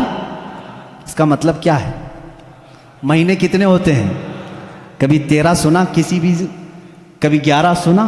लफ्ज शहर पूरे कुरान में अल्लाह ने जहां जहां भी इस्तेमाल फरमाया कितनी बार आया है? 12 बार। और लफ्ज यौम पहले पारे से लेकर 30वें पारे तक 360 मरतबा आया है। एक भी कम या एक भी ज्यादा नहीं आया। यौम, लफ्ज यौम। इसलिए कि इस्लामी मंथ्स जो होते हैं, मुहर्रम, सफर, रबीउल अव्वल, रबीउल आखिर, इस चांद के एतबार से चलते हैं। अंग्रेजी महीने 365 के होते हैं, इस्लामी महीने 360 के होते हैं। और अल्लाह ताला ने पूरे कुरान में यौम भी 360 मरतबा। अब एक और बता दूं तुम्हें, खेर करके 19 का पहाड़ा अगर आता हो तो बहुत अच्छा होगा। भूल गए होंगे तो फिर याद कर लें। अल्लाह ताला ने सबसे पहले आयत कौन सी नाजिल की, मैं शुरू में बता चुका। कौन सी? इक़रा बिस्मि रब्बिकल लज़ी खलक़। मैं बड़े मुअद्दबाना गुजारिश करूँगा हमारे जमात के अराकीन, मुअज़्ज़ज़ अराकीन, मुल्ला बड़ा वाले बहुत अल्हम्दुलिल्लाह मेहनत कर रहे हैं, खिदमत कर रहे हैं। थोड़ी देर आज बाहर संभाल लें, मैं अपनी गुफ्तगू को समेटूंगा। अल्लाह इनको बहुत जज़ा अता फरमाए, बहुत जज़ा अता फरमाए। कुरान को छोड़कर हटने का दिल भी नहीं करता है। मेरे अजीज़ों, अल्लाह ताला ने जो आयत सबसे पहले नाजिल फरमाई वो क्या है? इक़रा बिस्मि रब्बिकल लज़ी खलक़। और सबसे आखिर में क्या नाजिल फरमाई? इज़ा जाअ नस्रुल्लाहि वल फतह। ये दोनों सूरतें ज़हन में हैं। अब एक देखो, सूरह मुदस्सिर में एक आयत आई है, अलैहा 19। अल्लाह ने एक लफ्ज़ ऐसा फरमाया, उसका तर्जुमा अक्सर आज तक लोगों ने अलग अलग किया, लेकिन किसी को हकीकत उसकी मालूम नहीं। अल्लाह ने फरमाया उस पर 19 हैं। किस पर 19 हैं? सूरह मुदस्सिर में आप जाएंगे 29वें पारे में, अल्लाह ने फरमाया उस पर 19 हैं। कुछ लोगों ने तफसीर में कहा 19 फरिश्ते हैं जो जहन्नम को संभालें, कुछ ने कहा 19 फरिश्ते हैं जो अर्श को उठाएं, कुछ ने कहा 19 फरिश्ते हैं जो आसमान से उतरते हैं। अलग अलग तफसीर है। 19 क्या है ये मालूम नहीं। तो एक मुहक्किक ने 19 का वर्ड कुरान में ढूंढना शुरू किया, क्या क्या ढूंढ करके निकाला। अल्लाह अल्लाह, उनको भी अल्लाह जज़ा अता करे। 19 का लफ्ज़ यूं ही नहीं आया कुरान में। अल्लाह ताला ने इसको फरमाया ये मुहाफ़िज़त, हिफाजत करने वाली चीज़ के लिए 19 का लफ्ज़ आया है कि 19 हिफाजत करने वाले हैं। क्या है मालूम नहीं। अब मैं आपको बताऊं, पूरे कुरान की सूरतों के शुरू में बिस्मिल्लाहिर्रहमानिर्रहीम है बिस्मिल्लाहिर्रहमानिर्रहीम। और इसको कहा गया है ये हर सूरे की चाबी है और चाबी से ही हिफाजत होती है। अब आओ, बिस्मिल्लाह को अगर तोड़ करके इसके हुरूफ गिनो, बा सीन मीम अलिफ लाम लाम हा अलिफ लाम रा हा मीम नून अलिफ लाम रा हा या मीम, कुल जोड़ोगे तो ये 19 ही निकलते हैं। बिस्मिल्लाहिर्रहमानिर्रहीम में 19 हर्फ आए हैं। कितने आए? 19 हर्फ आए हैं। अब इतना ही नहीं, ये चाबी है हर सूरे की। अल्लाह ने सिर्फ इतना फरमाया था, उस पर 19 हैं हिफाजत करने वाले। क्या है? अभी ढूंढते जाओ, अभी ढूंढते जाओ, 19 और मिलेगा तुम्हें। बिस्मिल्लाहिर्रहमानिर्रहीम, इसके पूरे कुल हुरूफ कितने हैं? 19 ہیں۔ اب اتنا ہی نہیں، ہر سورے کے شروع میں یہ چابی رکھی گئی ہے حفاظت کی، 19 اس کے اندر ہیں۔ اب اس میں سے ایک ایک حرف کو میں الگ، ایک ایک لفظ کو الگ کرتا ہوں۔ اسم ہو گیا، اللہ ہو گیا، رحمان ہو گیا، رحیم ہو گیا۔ اب میں نے اس کو بھی تلاش کیا قرآن پاک میں، لفظ اسم قرآن میں کتنی بار آیا ہے، لفظ اللہ قرآن میں کتنی بار آیا ہے، لفظ رحمان قرآن میں کتنی بار آیا ہے، لفظ رحیم قرآن میں کتنی بار آیا ہے۔ تو جانتے ہیں بسم اللہ کے ایک ایک حرف کو آپ نے الگ کیا تھا تو کتنے ہوئے تھے؟ با، سین، میم، یہ سب کتنے ہوئے تھے؟ 19 ہوئے تھے۔ اب لفظ اسم کو پورے قرآن میں ڈھونڈو گے، اسم پورے قرآن میں صرف 19 بار آیا ہے۔ پورے قرآن میں کتنی بار آیا ہے؟ میتھس والے اٹھاؤ کیلکولیٹر، آگے چلو۔ لفظ رحمان قرآن میں 57 مرتبہ آیا۔ کتنے؟ 57۔ میں پارا پڑھتا ہوں، 19 21 19 19 2 38 19 3 57۔ یہ 57 19 کو 3 بار ضرب دو گے 57 ہوں گے۔ 19 کا عدد لفظ رحمان میں بھی موجود ہے۔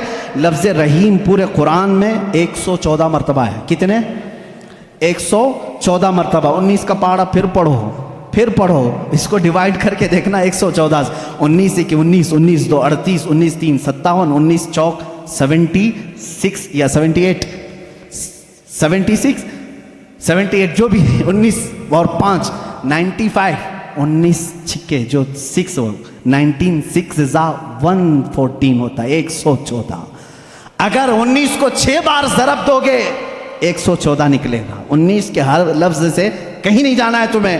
لفظ رحمان بھی 114 مرتبہ آیا، لفظ رحیم اور لفظ اللہ 2699 مرتبہ آیا۔ اور اس کو بھی تم اگر ڈیوائیڈ کرو گے 142 کو اگر ڈیوائیڈ کر دیے 19 سے تو 142 مرتبہ اگر پڑھو گے تو یہی عدد تمہیں نکل کے آئے گی 2699 مرتبہ۔ اتنا ہی نہیں، 19 کا عدد یہیں ختم نہیں ہوتا، 19 کا عدد یہاں ختم نہیں ہوتا۔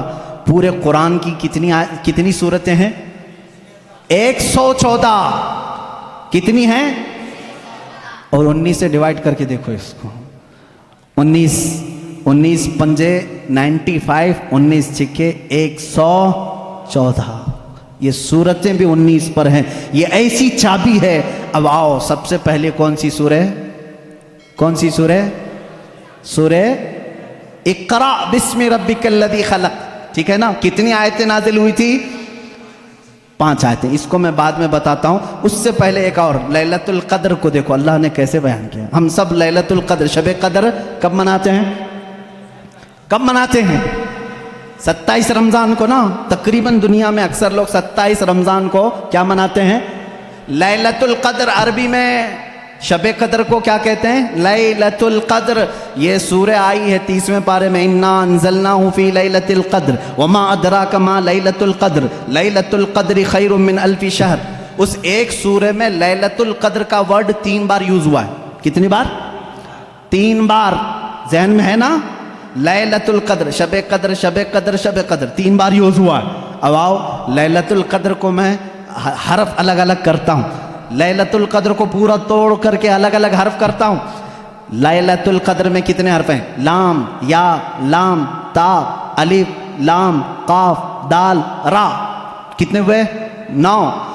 ایک لیلۃ القدر میں کتنے لفظ آئے؟ 9۔ اور یہ لیلۃ القدر کتنی بار یوز ہوا؟ 3 بار۔ 9 کو 3 سے ضرب دو، 9 کے 9 9 2 18 9 3 27۔ لیلۃ القدر کب ہے؟ قرآن یوں ہی نہیں آیا ہے، پورا میتھس لے کر کے آیا ہے۔ قرآن پڑھنے والا میں سمجھتا ہوں میتھمیٹکس میں فیل ہو ہی نہیں سکتا۔ مجھ جیسے جاہل کو دیکھو جو بیٹھا ہوں اور میتھس تمہیں بتا رہا ہوں، یہ قرآن کی برکت ہے، قرآن کی برکت ہے۔ میں نے کسی یونیورسٹی میں میتھس نہیں پڑھا، صرف قرآن سے پڑھا ہے۔ اب آؤ میں تمہیں بتاتا ہوں قرآن شروع جہاں نازل ہوا اقرا بسم ربک الذی خلق، اور جہاں ختم ہوا اذا جاء نصر اللہ، اور اللہ نے یہ 19 کی چابی دونوں میں لگا رکھی ہے۔ کیسے؟ آؤ اقرا بسم ربک الذی خلق کو میں پڑھتا ہوں ما لم یعلم تک۔ کہاں تک؟ ما لم یعلم۔ اپنی انگلیوں سے گنتے رہنا، میں ایک ایک حرف گنتا جا رہا ہوں۔ اقرا بسم ربک الذی خلق، خلق الانسان من علق اقرأ وربك الاکرم الذي علم بالقلم علم الانسان ما لم یعلم. ٹوٹل کتنے ہوئے؟ کتنے ہوئے؟ اقرا سے لے کر کے معلم یعلم تک ایک ایک ورڈ میں نے گنا. کتنے آئے؟ 19 آئے. یہ سب سے پہلے نازل ہونے والی آیتیں ہیں. چلو اذا جاء میں چلتے ہیں. آخری جو سب سے آخر میں آئی، اذا جاء نصر اللہ والفتح ورأیت الناس يدخلون فی دین اللہ افواجا فسبح بحمد ربک واستغفر انہ کان توابا. 19 لفظ اس میں بھی آتے. کتنے آتے ہیں؟ پھر سے جوڑنا اذا کو. یہ ایک ایک حرف ایک ایک لفظ ہے عربی میں. اذا ایک الگ چیز ہے، جا الگ ہے، نصر الگ ہے، اللہ الگ ہے، والفتح الگ ہے، ورأیت الگ ہے، الناس الگ ہے، یدخلون الگ ہے، فی الگ ہے، دین الگ ہے، اللہ الگ ہے، افواجا الگ ہے. اس کے بعد فی دین اللہ افواجا. فسبح الگ ہے، بحمد الگ ہے، ربی کا الگ ہے، واستغفر الگ ہے، انہو الگ ہے، کانا الگ ہے، تواب الگ ہے. پورے ٹوٹل کتنے ہوئے؟ قرآن پاک کی اترنے والی سورہ اقرا بسم ربک، اس میں 19 لفظ پہلے اتارا. جب ختم کرنا ہوا تب بھی 19 لفظ. یہ ایسی چابی ہے، اس کے فنڈے میں تم کھو کے رہ جاؤ گے، نکال نہیں پاؤ گے. میں ابھی تو یہ تمام چیزیں بیان ہی نہیں کر سکا کہ قرآن ہماری زندگی کا پورا دستور حیات ہے. جب تمہارے گھر میں بچے کی ولادت ہو تو قرآن کہتا ہے نام رکھو. نام رکھنے کی ترتیب، تمہیں کسی بھی اور لا کی ضرورت نہیں. میں سارے لا تمہیں بتا کر کے جاتا ہوں. آج قرآن جینے کا سلیقہ کیسے دیکھتا ہے. بچہ پیدا ہو تو نام رکھو. وَإِنِّي أُعِيدُهَا بِكَ وَذُرِّيَّتَهَا مِنَ الشَّيْطَانِ سَمَّيْتُهَا مریم. حضرت حنا نے کہا میں اس کا نام مریم رکھی ہوں. یہاں سے پتہ چلتا ہے بچہ پیدا ہونے کے بعد سب سے پہلی ڈیوٹی ماں باپ کی نام رکھنے کی ہے. اس کے بعد کیا ڈیوٹی ہے قرآن سے پوچھا. قرآن کہتا ہے وَالْوَالِدَاتُ يُرْضِعْنَ أَوْلَادَهُنَّ حَوْلَيْنِ كَامِلَيْنِ. والداؤں کو، ماؤں کو یہ چاہیے کہ اپنے بچوں کو دودھ پلائیں. ہم نے قرآن سے پوچھا کتنے دن پلائیں؟ حملہ وفصالہ 30 شہرا. حمل اور اس کو چھڑانا، دودھ کی پوری مقدار 30 مہینے ہے، جس میں سے کم 6 مہینے پریگننسی کے ہے.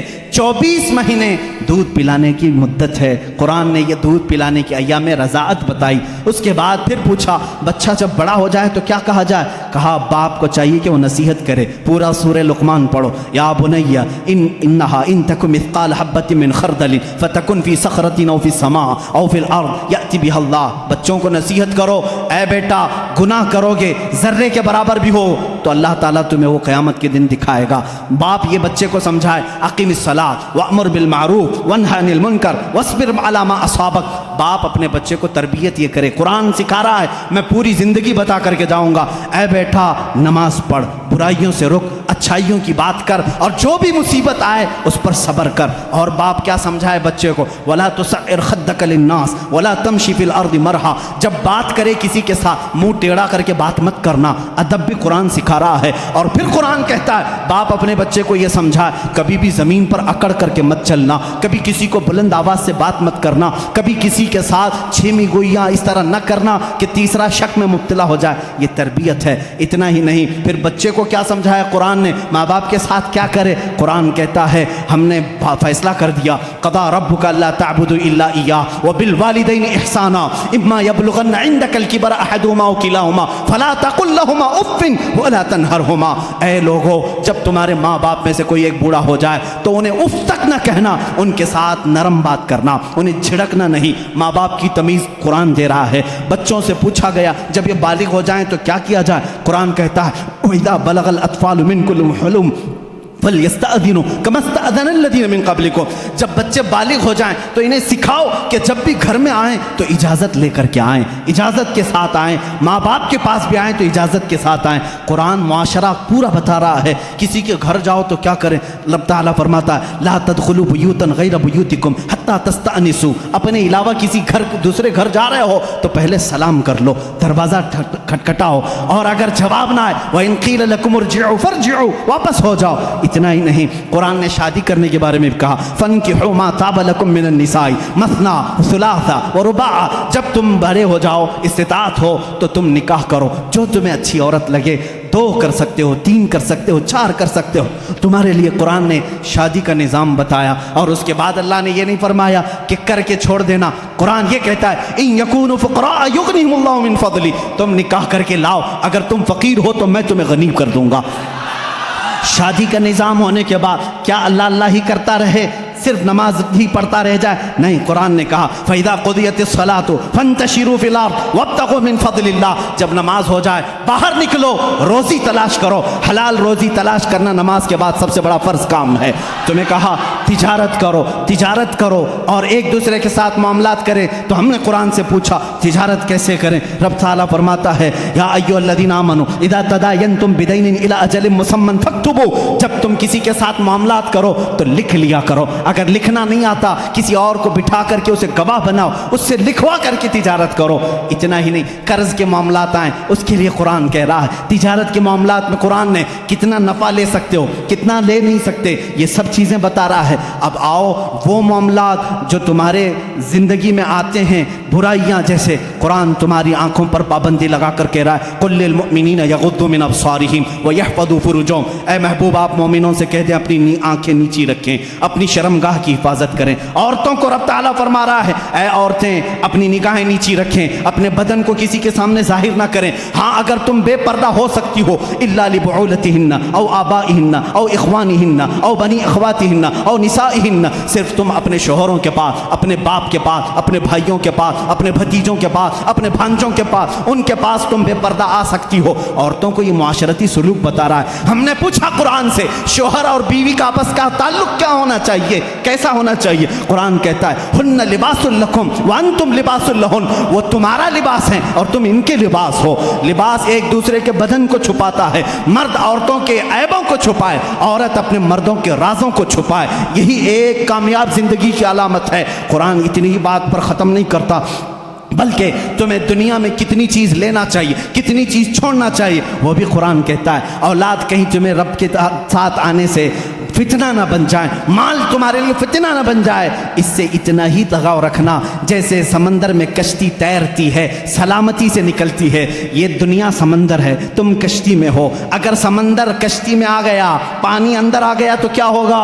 ڈوب جائے گی۔ اسی طرح تم دنیا میں کھا پی کر کے چلو، اگر دنیا تمہارے اندر آ گئی ڈوب جاؤ گے۔ رب تعالیٰ نے یہ بھی تمہیں نظام بتایا، کتنا دنیا چھوڑ سکتے ہو، کتنا رہ سکتے ہو، یہ بھی نظام قرآن تمہیں بتاتا ہے۔ شادی کے بعد، اس کے بعد بڑھاپے کے معاملات کو بھی قرآن کہتا ہے وَمَن نُعَمِّرْهُ نُنَكِّسْهُ أَفَلَا تَعْقِلُونَ، جب کوئی بوڑھا ہو جاتا ہے ہم اس کو پرانی یادیں لے آتے ہیں، اس کا بچپنا لوٹا دیتے ہیں۔ بوڑھا بار بار بھول جاتا ہے، بوڑھے کو پکڑ کر کے پیشاب لے جانا پڑتا ہے، بوڑھے کو کھلانا پڑتا ہے جیسے بچوں کو کھلانا پڑتا ہے، بوڑھے کو اٹھانا پڑتا ہے جیسے بچوں کو، پوری چیز ریٹرن کر دی جاتی ہے بڑھاپے میں۔ یہ قرآن بچپن سے لے کر کے، پیدا ہونے سے لے کر کے موت تک کے حالات بتا رہا ہے۔ اتنا ہی نہیں بلکہ تمہاری وفات آ جائے اس کا تذکرہ بھی قرآن کہتا ہے۔ موت کیسے آتی ہے؟ ایسے کہ اگر تم دیکھو فرشتوں کو تو وہ پیشانیوں پر مارتے ہیں، پیٹھ پر مارتے ہیں، روح کو نکالتے ہیں، لیکن اچھے لوگوں کے ساتھ نہیں، کفار کے ساتھ۔ اور جب اچھے لوگوں کی موت آتی ہے